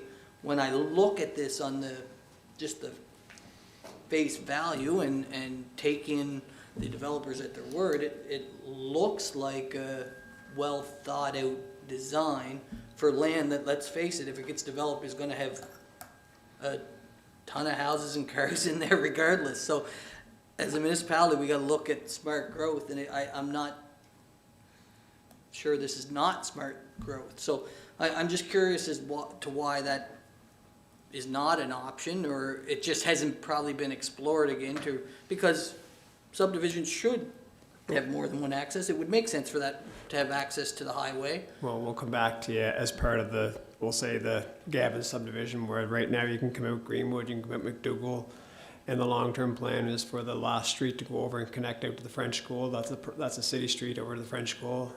That whole subdivision was laid out to come out to South Drive. And there's also that block of land, there's one access left to go to East Drive, so there would be, we'll come back and show you those points.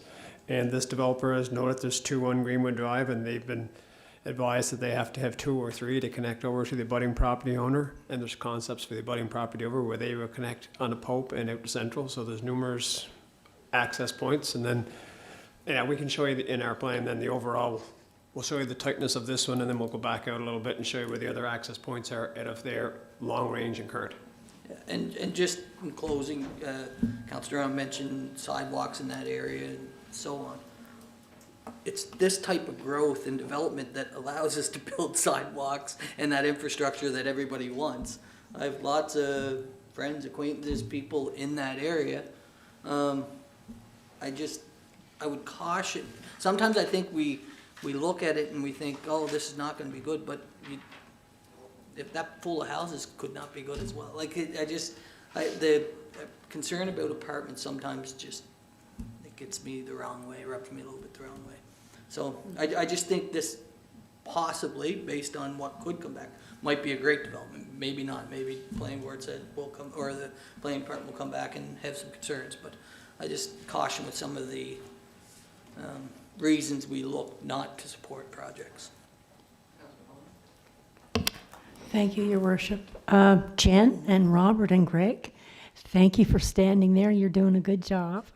And we're not trying to be negative, but these are questions and comments that we hear from our residents, and as elected officials, we do have to ask them and bring out those points so they can be talked about. So my counterpart, Deputy Mayor Corey, he made a really good point, but I'm going to speak on when he talks about smart growth, when our infrastructure, this is what I'm hearing from the residents, when our infrastructure is not able to fully accommodate the increased growth in the opinion, and this is from the opinions of residents in those neighborhoods. And I'm just going to read a couple of points. One resident made the point, our current road systems in the area, which we're all talking about, are already backed up and very difficult to navigate at various points throughout the day.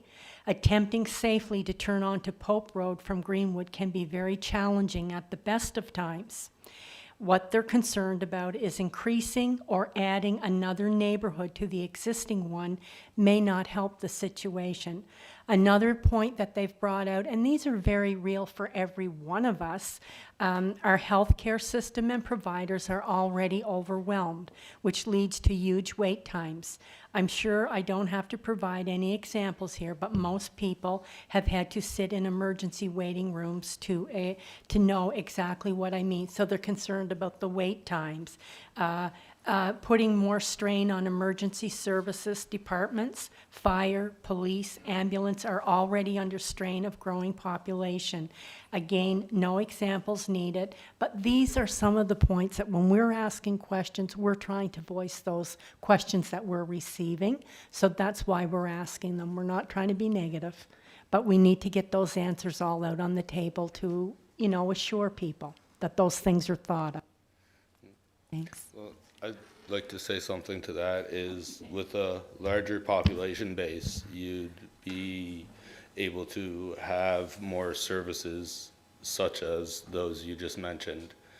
And as for the rezoning to the R4 for smaller, or say a 12-plex size building would allow for a larger tax base for Summerside and as well as a larger revenue base for Flourish to be able to develop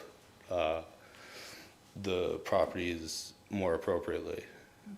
The developments that Flourish has in Stratford and Montague and Charlottetown all have community spaces planned, and within them they have walking trails, they have public gazebos for use to encourage community in an apartment setting.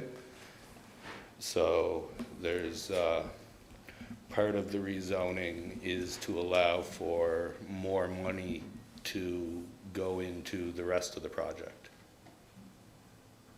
Thank you. No problem. Awesome. Great, and hopefully we can move along to opening the floor to members of the public here now. Most of the questions I had been asked. I just had one. If there had been thought about park or dealing with the conservation areas, you don't have to answer those now, but come planning board, sort of flag it that will be a question that I'll certainly be asking in terms of what kind of parkland dedication and park space would you be looking at in this area, and how are you planning to treat the conservation areas both at the north and the south of the property? And then the only other piece I also sort of just suggest to take some time and look at, if you haven't, some of the discussions council has had with respect to our focus on creating more missing middle housing in our community, and our housing targets for the types of housing that we have a need for here in the city of Summerside for when you come back. Yeah. I'll pass it to Councillor Duran if you want to open the floor to. Yeah, absolutely. And I did have one more question, and it is just a question. I was just looking at the other developments, the one in Stratford, Foxwoods, similarly sized, 70 acres versus I think 64 on Greenwood. The Foxwoods development in Stratford, 157 lots, 204 units, just houses and duplexes. Was there a reason that there wasn't apartments required at that one to sort of fund those houses and duplexes, as there sort of is in this one? Like the idea here is to build the apartments to sort of provide financing to develop the smaller units, right? But that wasn't required. Yes, because that's from very beginning. That's what we call the sustainable subdivision.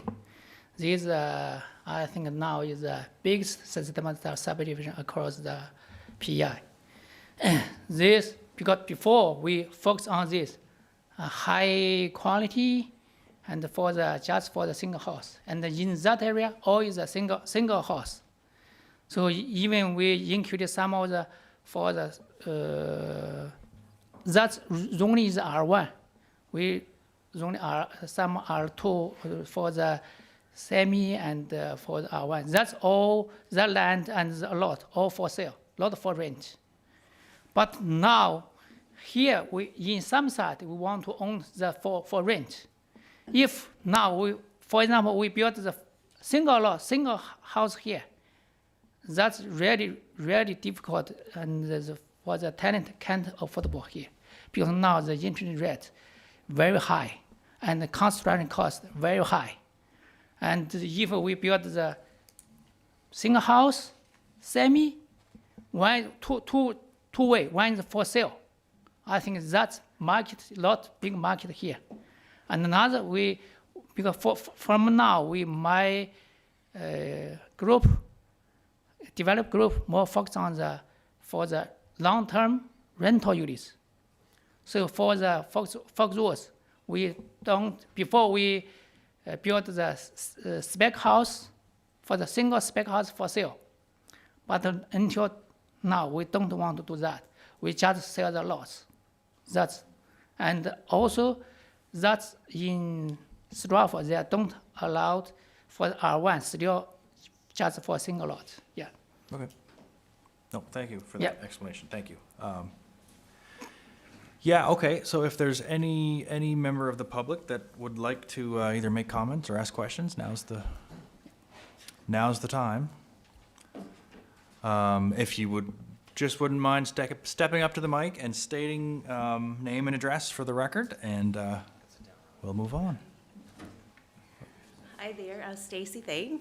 I live on Pope Road, and we just bought in October, and the person that we bought from said, you don't have to worry about a gigantic apartment building literally behind your house. I love the idea of development.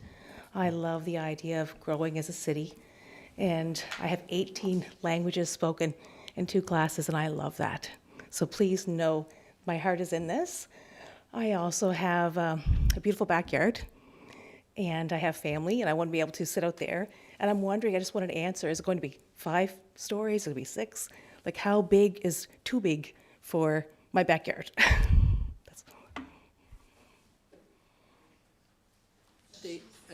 Miss Thane, what house is yours? I'm just curious where your 278. Oh. And as for the traffic part, I know myself getting to school in the morning and the amount of police tickets lately, like traffic, I don't have a problem with traffic. It's the safety piece when kids are running and playing on bicycles. And I should have mentioned, I sort of worded it as if now's the only time to make comments, but anyone listening or here can send in comments anytime after this meeting, and we'll still read those and likely read them at the next meeting as well. So I didn't mean to make it seem like this is the only time you can speak. So by all means, call us, email the city. Yeah. Floor's open. The floor is open now. This is sort of the only time where it's an open floor in here. But yeah, if you wouldn't mind, again, just state your name and address. And my name is Emmett Hearn, 41 East Drive, Summerside. Hey. I support this development because we're in a housing crisis. Justin, you said earlier that you don't know if there's a need for this type of development. I should say the residents that contacted me were I was wondering driving by housing, homeless populations we have on the outskirts of our city. It's so bad at the point our city is hiring people to clear the homeless encampments. Because we're in a housing crisis, and this project is a step towards solving it. More apartments means more affordable housing options, more tax revenue for the city, and a better future for workers and families. We need to prioritize progress over the fear of change. Our community growth depends on it. Thank you.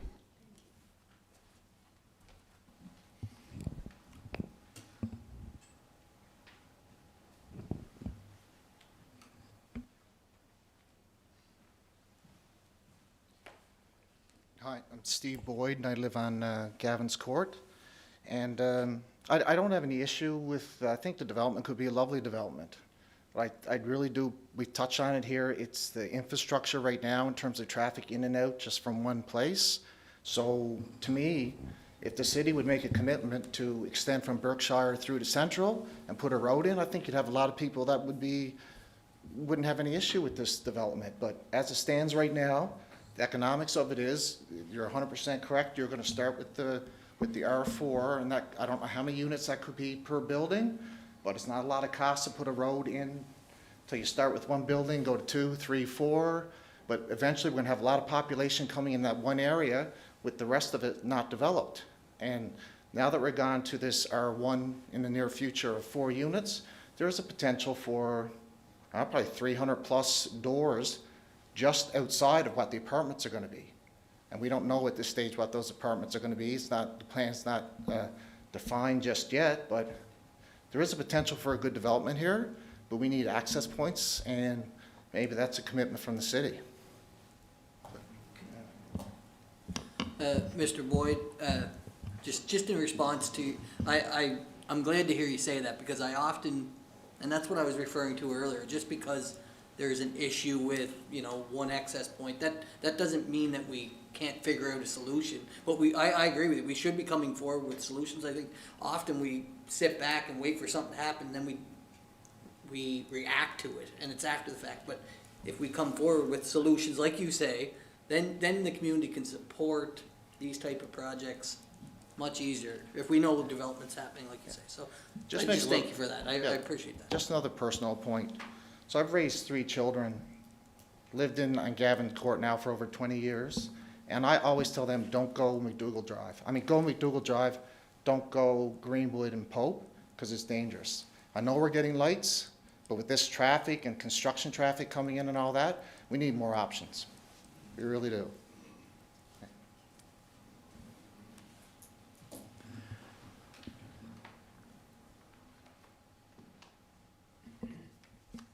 Councilors. I have the map that we're referring to, and it's a very good one. I think I want to first start out with saying thank you to the Flourish Group. 2 years ago, you hit us with a lot of apartment buildings. I'm Paul Campbell on Greenwood Drive, so it was like, When I first moved there, there were no houses on the other side of Greenwood Drive. You could throw a rock and hit the tractor as it was going up the field. So this development looks, to me, much better, and thank you for that. I was very much on the positive side until Councillor Snow talked. Do not open Greenwood to that all-weather highway. That will cause these folks a lot of issues. Mr. Boyd talked about a road to Granville Central, much better idea, and perhaps to the Decker Road eventually. But I agree with him. I have 3 kids. They could not go on Greenwood. And to this day, young kids should not be on Greenwood Drive. There's no sidewalk. There's no room to walk other than on the road itself. So is there a need for a sidewalk? Absolutely.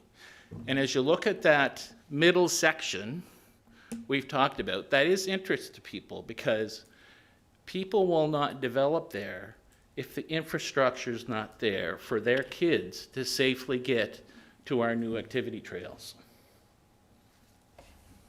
Thank you. I do want to just respond, because I wasn't indicating that was the answer. I was indicating that we need to find solutions. So opening up the all-weather highway, that's up to people that know what they're doing, not me. But you can figure out solutions. And for the record, if any of my residents are wondering, I would not support opening up to the highway at this time. And yeah, not a chance. Maybe last words, want to say for the residents, because if we develop there, that big building will be, several buildings will be built, and a big property tax. City can get big property tax. So maybe we put in front of this, everything I put, build the road, everything. So I think maybe city put some of the money to increase the road. We want to work together, make this is better and benefit for the residents and also benefit for the city. Otherwise, maybe post here can't make the forward. Okay, that's my last word. Thank you. Thanks. Worship, did you want to add anything? That's it. I mean, the resolutions follow, but did you have any remarks? Okay, so, no, you better get home. All right. Could I just ask one question? Councilor Coleman. So you said tonight, if any of the people that were here had questions, is tonight the only night, just in case people are watching and they're wondering? Is there going to be any other time that residents could come and express any points? Tonight was the only night that we opened the floor at the public meeting of council here at City Hall.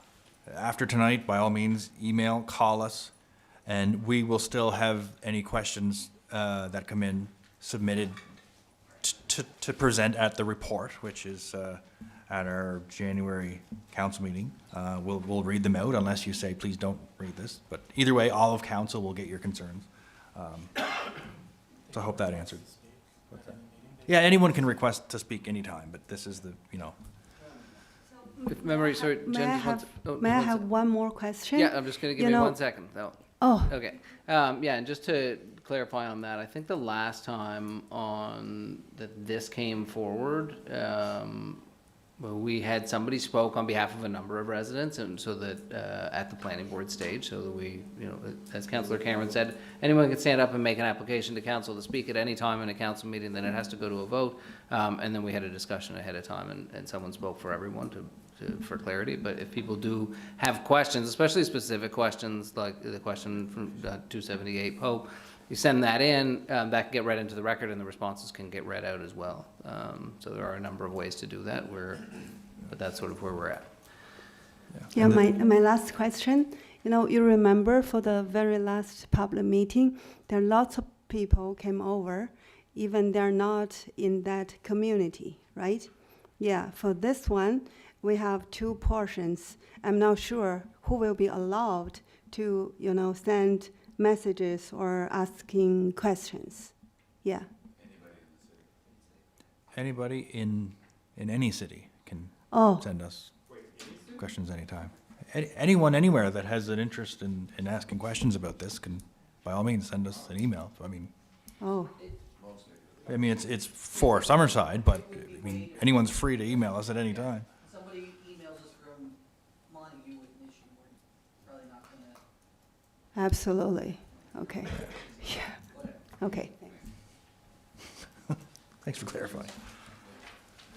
Resolution COS 24-093, moved by myself and seconded by Councillor Trenholm.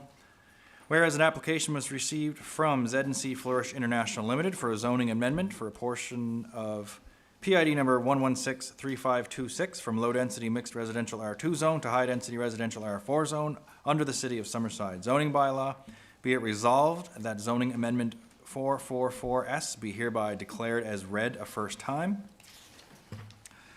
Zoning amendment 444S, a bylaw to amend the City of Summerside zoning bylaw. The Council of the City of Summerside, under authority vested in it by Section 18 and Section 19 of the Planning Act, hereby enacts as follows. The zoning for a portion of PID number 1163526 shown on Schedule B of the City of Summerside zoning bylaw is designated as high-density residential R4 zone, hereby excluding it from its former designation of low-density mixed residential R2 zone. Thank you, Councillor. Resolution COS 24-093, moved by Councillor Duran and seconded by Councillor Trenholm, is on the floor. Any further comments, questions, statements from council? Hearing none, I'll call for a vote. All in favor, please indicate by saying aye. Aye. Any opposed? Hearing none, the resolution's carried. Councillor? And just to, again, reiterate, as we do every time, this is not the decision. This is just the resolutions to move it to planning board. Resolution COS 24-094, moved by myself and seconded by Councillor Cameron. Whereas an application was received from Z&C Flourish International Limited for a zoning amendment for a portion of PID number 1163526 from low-density mixed residential R2 zone to high-density residential R4 zone under the City of Summerside zoning bylaw, And whereas zoning bylaw amendment 444S, a bylaw to amend the City of Summerside zoning bylaw, was read and declared as read a first time at this council meeting, be it resolved that zoning bylaw amendment 444S, a bylaw to amend the City of Summerside zoning bylaw, be hereby referred to the planning board for review and recommendation. Thank you, Councillor. Resolution COS 24-094, moved by Councillor Duran, seconded by Councillor Cameron's on the floor. Further comments, questions, statements from members of council? Hear none, I'll call for a vote. All in favor, please indicate by saying aye. Aye. Any opposed? Hear none, resolution's carried. Councillor? Resolution COS 24-095, moved by myself and seconded by Deputy Mayor Snow. Whereas an application was received from Z&C Flourish International Limited for a zoning amendment for a portion of PID number 1163526 from single-family residential R1 zone to high-density residential R4 zone under the City of Summerside zoning bylaw, be it resolved that zoning amendment 444N1 be hereby declared as read a first time. Zoning amendment 444N1, a bylaw to amend the City of Summerside zoning bylaw. The Council of the City of Summerside, under authority vested in it by Section 18 and Section 19 of the Planning Act, hereby enacts as follows. The zoning for a portion of PID number 1163526, shown on Schedule B of the City of Summerside zoning bylaw, is designated as high-density residential R4 zone, hereby excluding it from its former designation of single-family residential R1 zone. Thank you, Councillor. Resolution COS 24-095, moved by Councillor Duran, seconded by Councillor Snow, is on the floor. Any further comments, questions, statements from members of council? Hearing none, I'll call for a vote. All in favor, please indicate by saying aye. Aye. Any opposed? None. Resolution's carried. Councillor?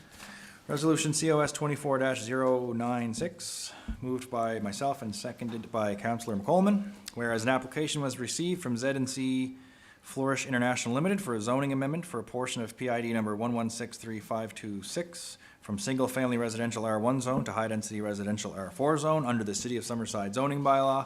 And whereas zoning bylaw amendment 444N1, a bylaw to amend the City of Summerside zoning bylaw, was read and declared as read a first time at this council meeting, be it resolved that zoning bylaw amendment 444N1, a bylaw to amend the City of Summerside zoning bylaw, be hereby referred to the planning board for review and recommendation.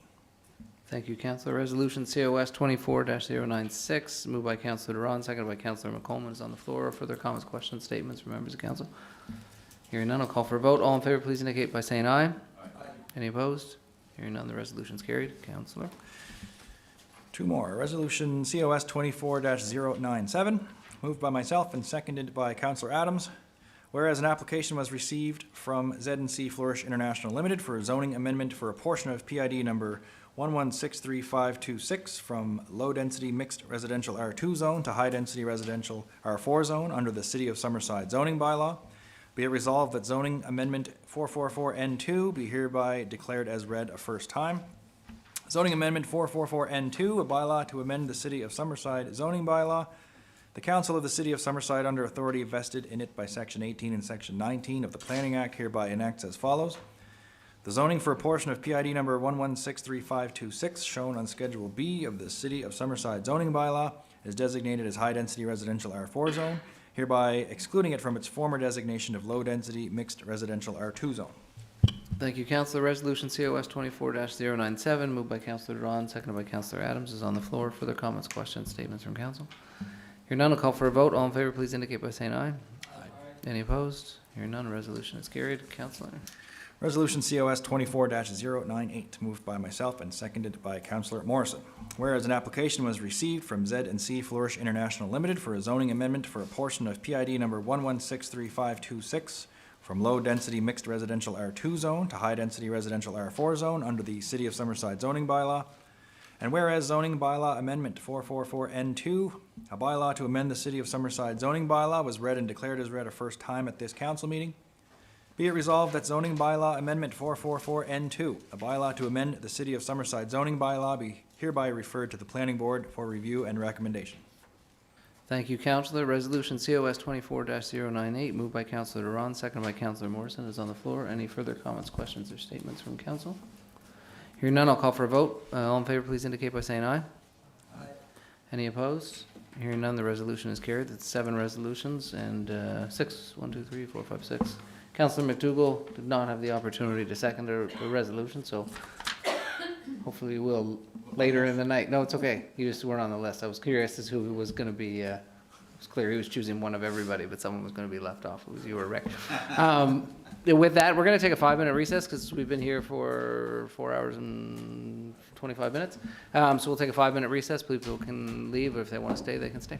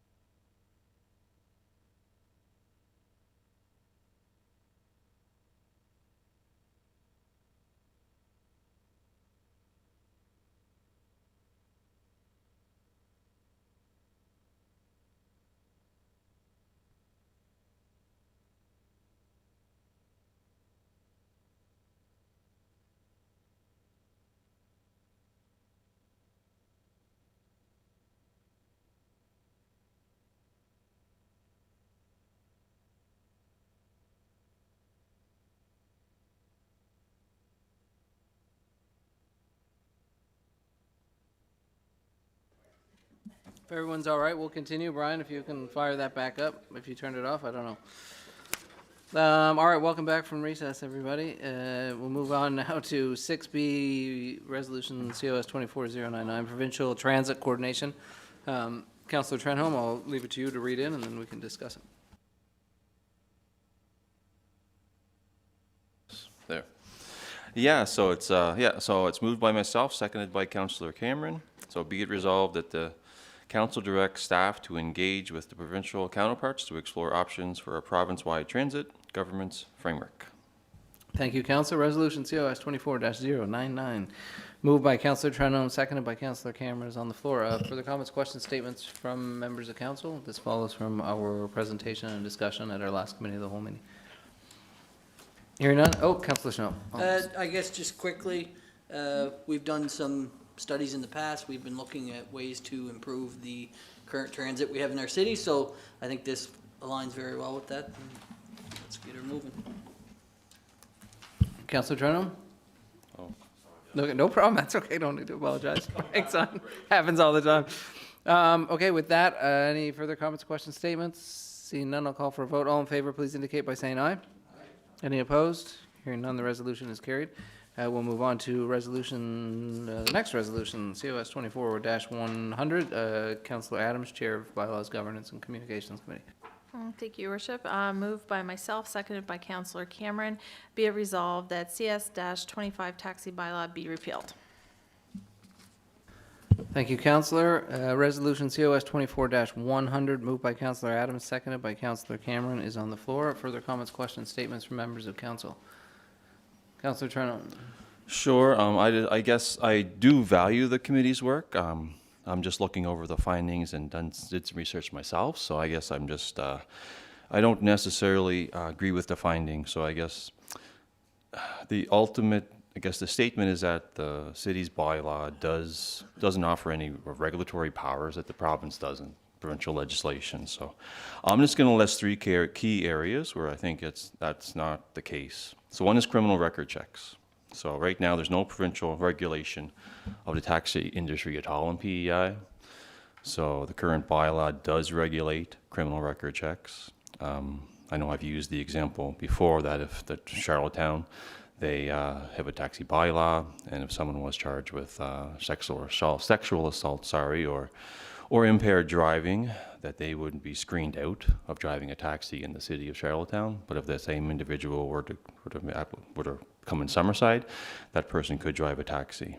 And I guess basing it on what I tabled in the past at the last committee of whole meeting, the Provincial Advisory Council on the Status of Women of Newfoundland, they did a jurisdictional scan and certainly identified there's gaps in what they would like is not less, I guess, restrictions, but more restrictions. The other aspect, the second area that I think the bylaw offers protection where the province doesn't is through insurance. Now, I know that the findings stated that all registered motor vehicles require $2 million liability insurance through legislation. I wasn't able to find that data. The Insurance Bureau of Canada says 200,000. And the PEI Insurance Act under the Motor Vehicle Liability Policy, Section 234, Section 1, again says 200,000 liability. And insurance companies, they do offer more, obviously 1 million or up to 2 million, or wherever you want insurance, but it's not per se provincial legislation. So the 2 million taxi bylaw insurance far exceeds the 200,000 in provincial legislation as it's outlined. And I could be wrong, and I could table documents, but that's just my understanding. And the third is maximum rates. There's no provincial legislation in the province that guarantees maximum rates and fares. Our current bylaw does, and I think that's a big strength.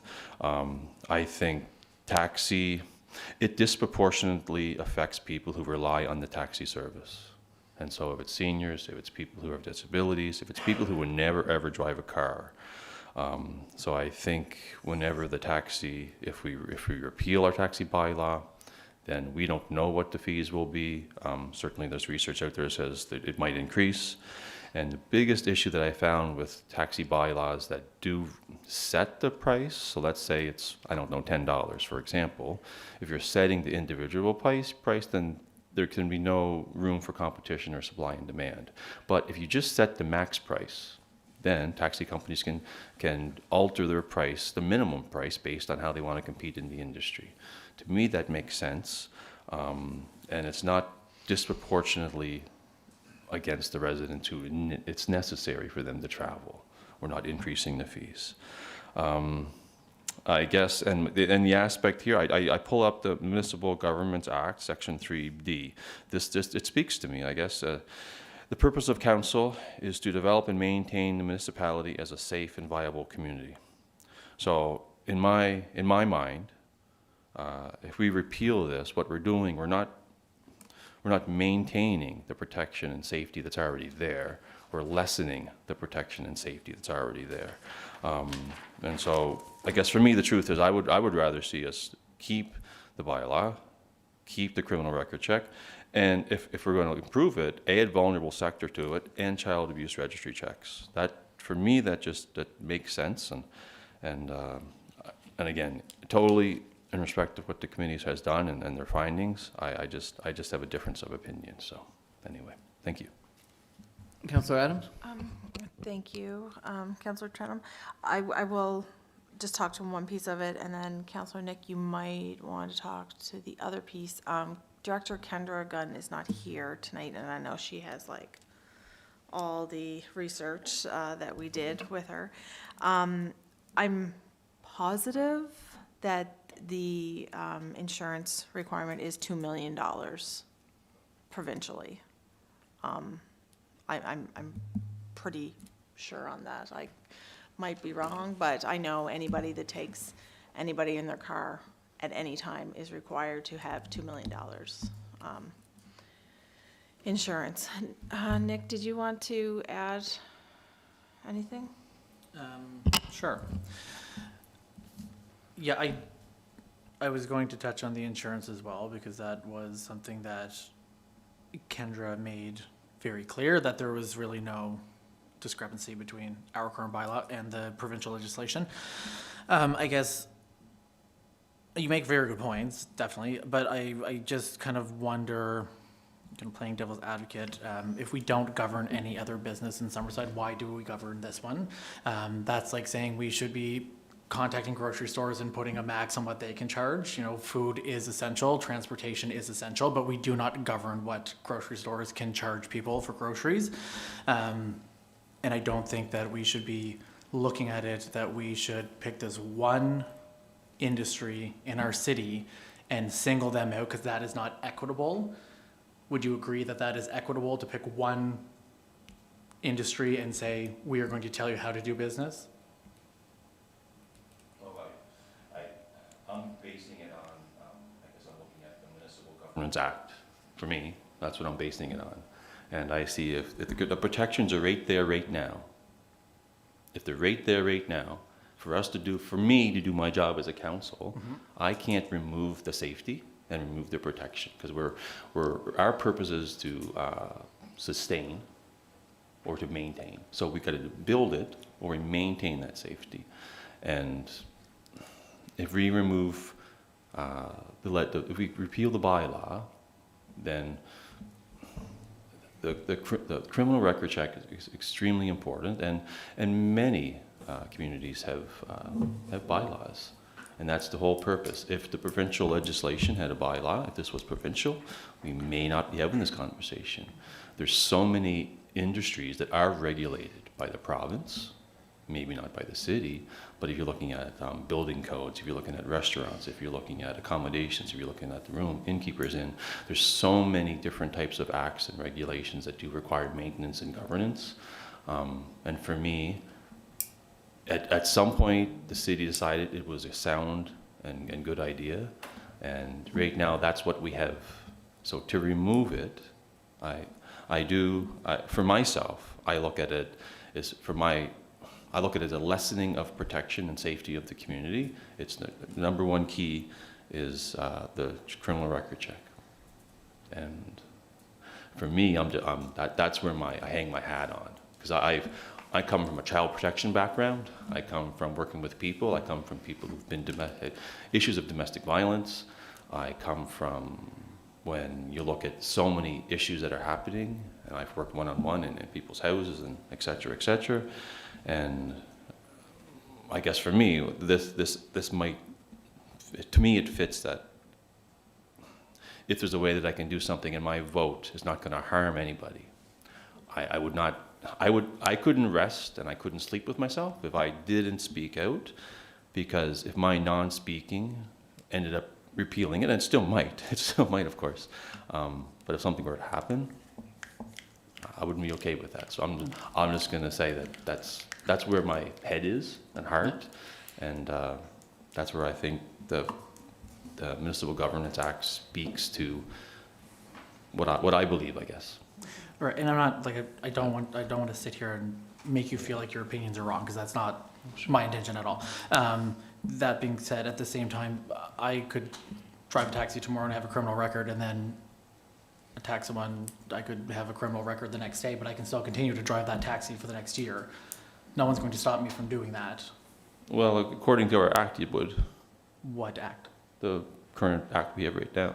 Like our bylaw? Yeah, our bylaw would stop. Right, and it's not enforced by police. That's where we're going with this, is we don't have the resources to police it, so we have a bylaw that really isn't doing anything. So if I got my taxi license tomorrow and I was gonna say if I ran someone over, I'd probably be in jail and I wouldn't be driving a car after that. But if there was something a little bit more minor that gave me, I wasn't in jail and I had a criminal offense against myself, then I could still continue to drive that taxi. Yes, but I know the current city bylaw is that the chief of police, in this case, has that discretion that if they become aware of an incident, so i.e. if someone gets convicted of impaired driving, the city police would automatically... If someone is convicted of impaired driving, they don't have a license anymore, so they're not driving anyway. For a period of time, right? Yeah. Yes, yeah, so for a period of time, but it could be, we could say, whatever the case could be, we could say sexual assault, right? There's major issues that so in terms of the bylaw, the police would obtain that information, have that information, know that that person's a taxi driver, or be reported that they are, and then they would deal with that information, because the authority within the current bylaw gives the chief of police that authority. I'm going to keep moving this along because we can deal in hypotheticals all day long. Councillor Duran. Yeah, no, very, very good, I think, convincing points from Councillor Trenholm.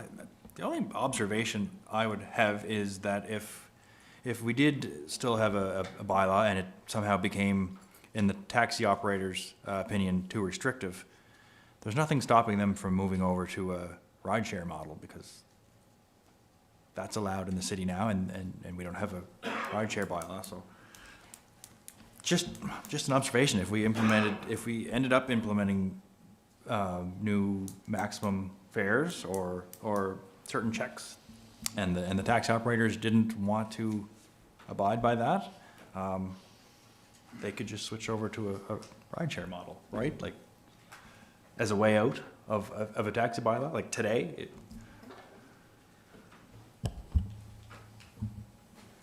Sure. Right? Under, as we've been reviewing the bylaw, we've told the rideshare company that we would permit them to operate their business as is. Yeah. We currently have a taxi bylaw. That doesn't fit squarely with how our rideshare business operates. Very similar, but doesn't fit all squarely. And our resources and ability to enforce all aspects of the current taxi bylaw is one of the reasons why the committee is recommending repealing it. Just a point of view. If I was a taxi operator owner and I thought that restrictions were being a little too restrictive, I'd just move to a rideshare model. Unless the rideshare company wouldn't let you operate the way that you're operating. Councillor Snow. Just thank you, Ken, and thank you, Nick, for your comments and points of view. It's well taken. This brings up a bigger issue for me. Sometimes I wish that we had our staff here, and I've brought this up before. So now we're saying, well, we think or I understand that Kendra, sometimes I wish the staff that provide the feedback and support to councillors recommending this were here to sort of back up their point of view of that resolution change. And I know you're here, Gordon, sort of in that aspect, but sometimes let's be fair, there's a lot of information going through, right? So you can't remember everything, and our staff are somewhat responsible for that, whether or not it's Kendra and HR and Legal Affairs, that she provides that expertise. So, and I know our staff are busy, so I don't want them to think that I want them here all the time, but I think there's at certain points where we're debating resolutions and we're talking about specific things that there is value. And I remember when I was first on council, staff were here quite a bit more than they are now. Probably too much back then, but now I think we've gone the other way where they're not here sometimes because I'm sitting here saying, well, do they need 2 million? And if they don't need 2 million, is that putting people at risk? Because 2 million liability insurance is for that reason, to provide some insurance to people using the taxi. So more so just a statement about our practice. To that though, like this has been to committee of the whole with staff. This was then to committee with staff with multiple meetings, and this came back to committee of the whole with council with staff to answer it. So we're at the point where if we're still looking for answers from staff, then we've either forgotten to ask the questions before, or that at this point we're here to have consider we want to review it, get the committee to review it, come back, speak about it in open council, send it to you guys for a vote. Your Worship, would there be any way, I'm not sure, I'm just asking the question aloud, because there's 3 points that Councillor Ken made, would there be any way that we could defer the vote tonight, send it back to Kendra with those 3 points, just if she could even send us an email with just a little bit of background on what she did. I know she spoke to it when she was here, but not so much on about like the insurance and the criminal record checks and that. Yeah, any member of council could move to table the motion, then we'd have a vote. If we decided to table it, then that would be the end of the discussion, and we could table it to the next council meeting if you wanted to get further information. If not, if it isn't, then we'll go to a vote. Okay, I just don't want to belabor it, but if it just seems to be a moot point that we're trying to figure out here. Councillor Adams? Okay, so I just want to point out too that the police have no issue with this being She said that, repealed. yeah. And also, the police, what was the other part? And there's the $2 million insurance requirement. And the other part and we had this discussion in the committee meeting, was if there was something to happen in a taxi, then what happens? And my rebuttal for that was, well, what if something is to happen on a transit bus? What happens then? You would either the person would call the police, or they would report it to the driver, and then the driver would call the police, or report it to somebody as soon as they got out of the taxi or the transit bus, and that person would call the police. In my mind, it's the same as a transit bus, and we're not regulating the transit buses.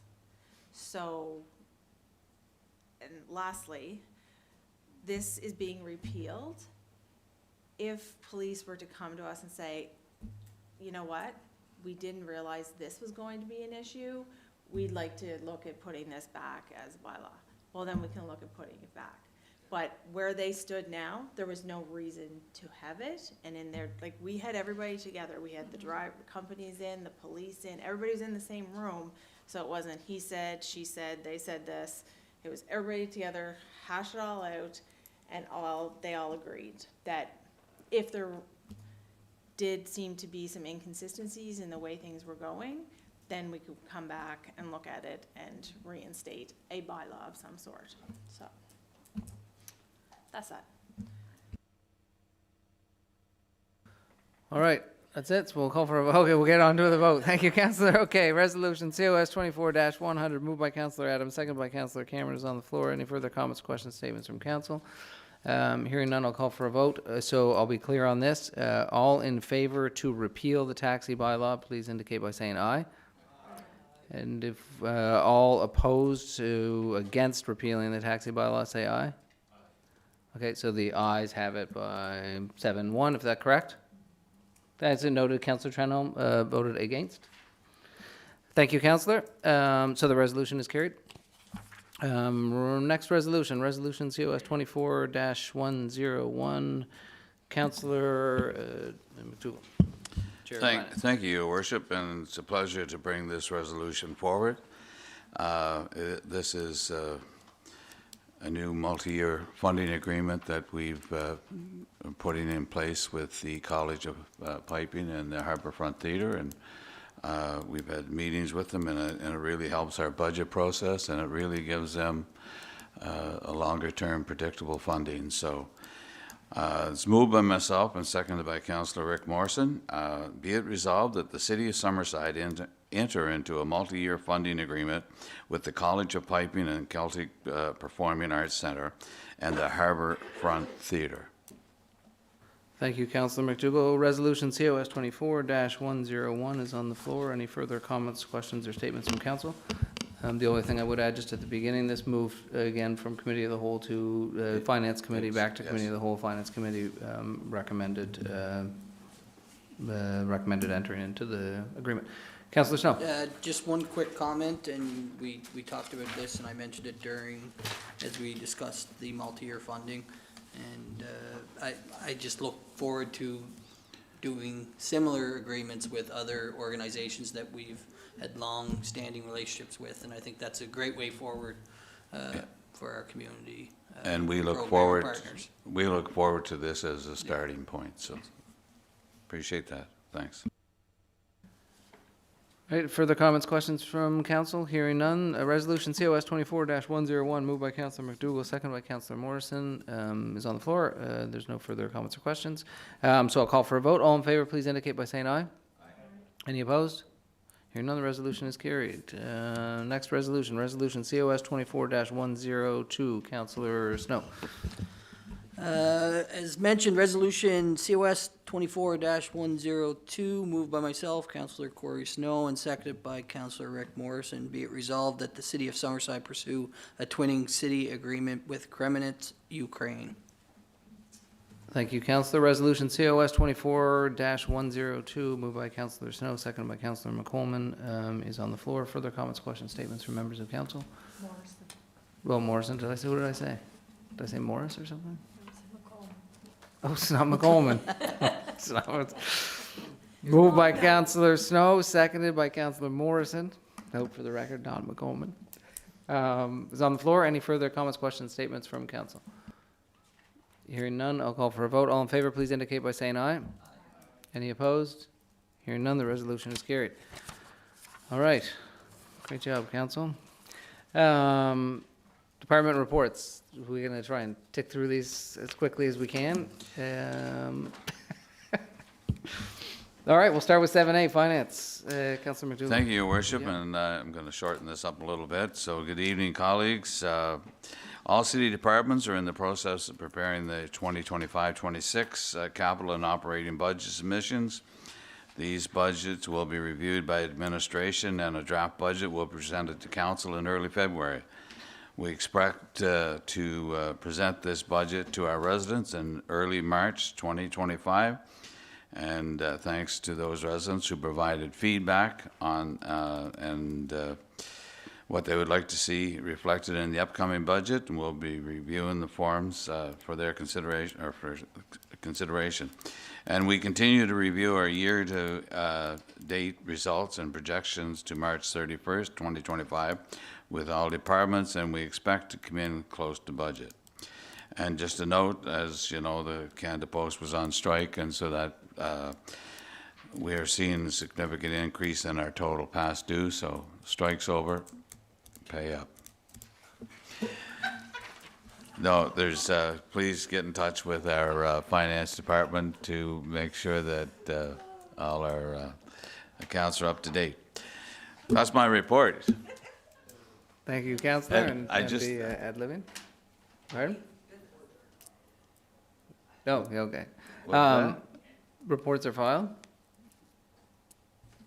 I just make the point, the reports are filed with the package. Yeah. Certainly council's discretion whether you Oh, want yeah. to read them or Yeah. not, but there's not a Yeah, we're gonna tick through them. requirement. Yeah. Yeah, you're right. You can just Good. submit the report, not read through it. Yeah, I just had a you comment did, yeah. that if there's no questions on it, perfect. Just, Your Worship, I want to take the opportunity to wish you and your family a very Merry Christmas, as well as all my council members and staff and residents of the city. Thank you. And pay up. Pay up. It's the Strike's finance over- chair. That's what he's strike's over. supposed to do. If he's not doing that, he's not doing the right job. All right, we'll move on to the next. Representative Trenholm for Municipal Services. Councillor? All right, sounds good. Public Works, Water and Sewer, Utilities, so I'll try to keep it brief. The snow has come, and so is the salting in the city, so all the operators are asking the public just to be mindful of the snow parking ban, and that's from November 1st to October 30th. So no parking on city streets and city-owned property between 1 a.m. and 6 a.m. Okay, that's point number 2 here. There's been a lot of heavy rains in November. And so we really want to remind customers that if you're using a sump pump to connect to the city's sewer system, that is not a good thing to do. So the sump pump outfall needs to be routed to the street to flow out of the storm basin system. Double the amount of sewage arrives at the treatment plant whenever heavy rain occurs. So keep that in mind. So electricity utility highlights, got 3 points. The electric utility uses a sun-baked battery, the systems to alleviate demand of electricity. Weekdays from 7 till 9 and 4 to 8.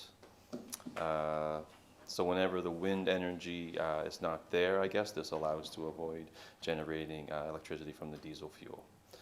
Point 2, the electric utility continues to have extraordinary electricity demands on the system. Essentially, that the demand for electricity year to year is now growing like 7 to 10%, whereas the past demand is 2 to 3. It's just based on people now prefer electricity as the heating method for hot water and heat. The third point, work along the Water Street East for a new electrical feeder has been suspended for the winter months.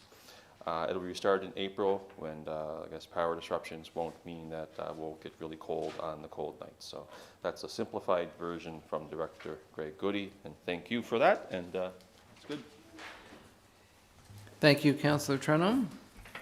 We'll move on to Representative Councillor McColeman for Arts, Culture and Diversity. Councillor? Thank you, Your Worship. I'd like to thank Director Laurie Ellis for preparing the report. The public art and the call to artists was announced tonight, and in the report it's going to be inviting 2 exciting public art opportunities, the Mi'kmaq artists for proposals for a permanent public art piece for downtown Summerside, and this is going to be Lennox Island Nation, downtown Summerside, and the City of Summerside working in partnership. As well, the City of Summerside, in partnership with Downtown Summerside, invites proposals for temporary public art piece to be showcased in prominent downtown locations from June to October 2025. And you can learn all about it by going to culturesummerside.com. McNaught History Center and Archives Christmas card exhibit is on display until December the 21st, Monday through Friday, 9 to 5, and Saturday, 4 to 8 p.m. As well, the Magic of Christmas, Christmas trees through all of the ages, is now on display, and that's taking place until December the 21st. And there's all kinds of trees with all kinds of information from different trends, traditions, and happenings of various time periods.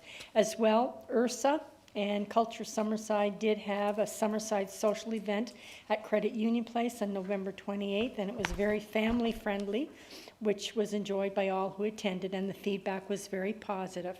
I just want to extend Merry Christmas to you, Mayor Dan, and all of my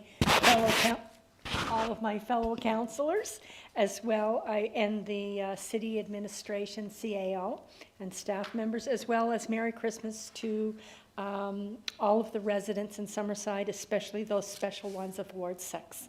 So wishing everybody a very, very Happy New Year, and I hope Santa visits. Thank you, Councillor McGolman. Representative Councillor Duran for Technical Services. Councillor. Thank you, Your Worship. Try and get through this quicker than usual. The traffic signals at Greenwood and Pope will be operational when the traffic poles arrive, as these are very long delivery items. Those were ordered as soon as this project was approved, so I don't know if we ordered them off Temu or what, but if it's coming through Canada Post, maybe now we can get a tracking number. I don't know if they're at the bottom of the Pacific, but is there a way to track them? Like, do they actually have, is it Purelator? Like, well, how do we get our parts? Is there a way to find out when they're gonna get here? Or was it just at the mercy I'll of? have to get back. You know. Okay, if we, They're not caught in shipping somewhere. yeah, if we can find out, that'd be good. The lines have been painted at Greenwood and Pope. I was out there myself with the roller. 21 building permits with a value of $16.2 million were issued for November. Total value for the year of $86.6 million, and that is the city's second highest building permit total, which only is surpassed by last year's total of $109 million. So yeah, we're looking pretty high up there again this year. So yeah, with that being said, I would like to thank Aaron McDonald for preparing the report. Merry Christmas, Happy Holidays, etc. to Ward 2 and staff and colleagues, and Happy New Year. And to anyone I've ever wronged in any way, I'm sorry. So, thank you. It's getting late. Thank you, Councillor Duran, for that report. We'll now move on to Representative for Economic Development and Growth, Deputy Mayor Snow. Deputy. Thank you, Your Worship. The past month has been exceptionally busy for Economic Development Office, marked by extensive engagement, strategic planning, and significant progress on various investment initiatives. In here, there are 7 different initiatives that you can find in the package online. The Economic Development Office is very proud of the strides made this month and remain committed to fostering economic growth, creating a vibrant, sustainable community. This concludes the Economic Development Report. Thank you, Councillor Snow. I will now move on to Emergency Services and Comms Representative, Councillor Adams. Councillor. Thank you, Your Worship. November was a busy month with calls for service and lots of in-service training. Cops for Christmas was held December 6th and 7th, always very well supported by the community, and it was again this year. Council had asked for occurrence stats, so you have 7 pages of, okay, are we ready? 1. So lots of, no indicators of who they are, but just all the different things that they've had to deal with. So it's a lot. It's in your package. Some good bedtime reading. Fire services, if nobody has a question on police. During the month, firefighters responded to 28 calls. They participated in 305 hours of training. Total fire calls for this year, 405. And we asked that they break that down as well, and so that Summerside Fire Department fire calls are broken down on the following page, and there's lots there, some interesting reasoning for some of them. And representatives from the department recently attended the firefighters AGM. Summerside Fire supports 7 school breakfast programs for quite a number of years. We know that the dollars don't go as far, so they love to help out. And fire representatives are given education courses to Community Connections, Boy Scouts, Girl Guides, Chesapeake on Linden Seniors, and Maritime Red Cross. And I don't know if this is good or bad, timely. A new drone has been purchased and programmed. After training is complete, it will be launched at calls to give a different perspective from the air. So it's a drone. We do know we have one. Everybody don't get upset. It's not UFOs or motherships or anything. Okay, I'm good. Thank you, Councillor Adams. Yes, and of course, Merry Christmas, that's a given. And thank you to police services and fire services for providing the data and information here. That's absolutely fantastic. We'll move on to Representative Morrison for Community Service and Tourism. Council. Thank you, Mayor Dan. Things continue to be busy in the Community Services Department. The Domes Hopping, Active Living Summerside has a busy month with staff organizing an exciting lineup of free and festive programs to get people in the holiday spirit. The Confederation Bridge Aquatic Center is extremely busy, as well as the box office and ticket sales. The sets, underneath the sets banner, people are looking for stocking stuffers, so ticket sales were launched for both curling, Canada Nationals, the Mixed Double Championship, and the U20 Men's and Women's Curling Nationals. And set staff were made aware by Baseball Canada of their successful bid for the 2026 Baseball Canada Cup, which will take place in August 2026, a few weeks prior to the Roy Carter Cup. And this will be the first time in the history of sets that staff will host 2 Baseball Canada National Championships in the same year. And that's the abbreviated report of Director J.P. DeRoge. Thank you, Councillor Morrison. Councillor Adams? I just wanted to add that tomorrow is the CAPS school day game. It's at 11 a.m. Who are they playing? Amherst, maybe? Amherst. Amherst, yes. Right, playing Amherst. There's 11 schools going. Community Connections is going to be there. 12 of the kids on the team are from PEI, 3 from right here in Summerside. So it's always fun. That place is definitely hopping tomorrow. So if you want to see some excited kids, and they get their like player that went to their school, they have their little cutout face and stuff. So it's pretty cute. So yeah. Thank you, Councillor. Are we going together again this year? Okay, great. Awesome. We'll move on to Representative Councillor Cameron, Governance, HR, and Legal Services. Councillor? Great. Thank you, Your Worship. Department staff assisted with the annual Junior Mayor and Council tour of the city on November 28th. Thank you to all councillors, directors, and city staff who worked to make this event a success. It was enjoyed by all.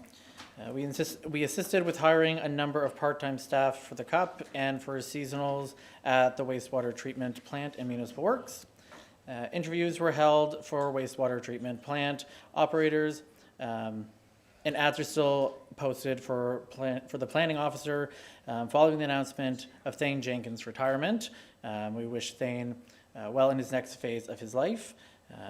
And that concludes my report, and Merry Christmas to all, and to all a good night. I'm the last one to read a report tonight. Thank you, Councillor Cameron. And with that, we will close up the meeting. I also will wish you all a Merry Christmas and Happy Holidays, and myself a Happy Birthday on Friday.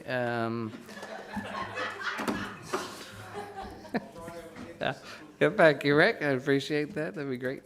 You just keep doing what you're doing. But I did want to just say to everyone here, it has been an inspiring, this group of people, of individuals here who are elected by the residents of the city of Summerside. You inspire me, and I think you inspire our community. It has been an incredible year in 2024. We've certainly had ups and downs. We've gone up some of them together and down some of them together, and sometimes there's been some of us going up, some of us going down, and which way or the other. But at the end of the day, this group of people comes together and works together to try and better our community, and I really appreciate all that you put in, and it is humbling to work with you.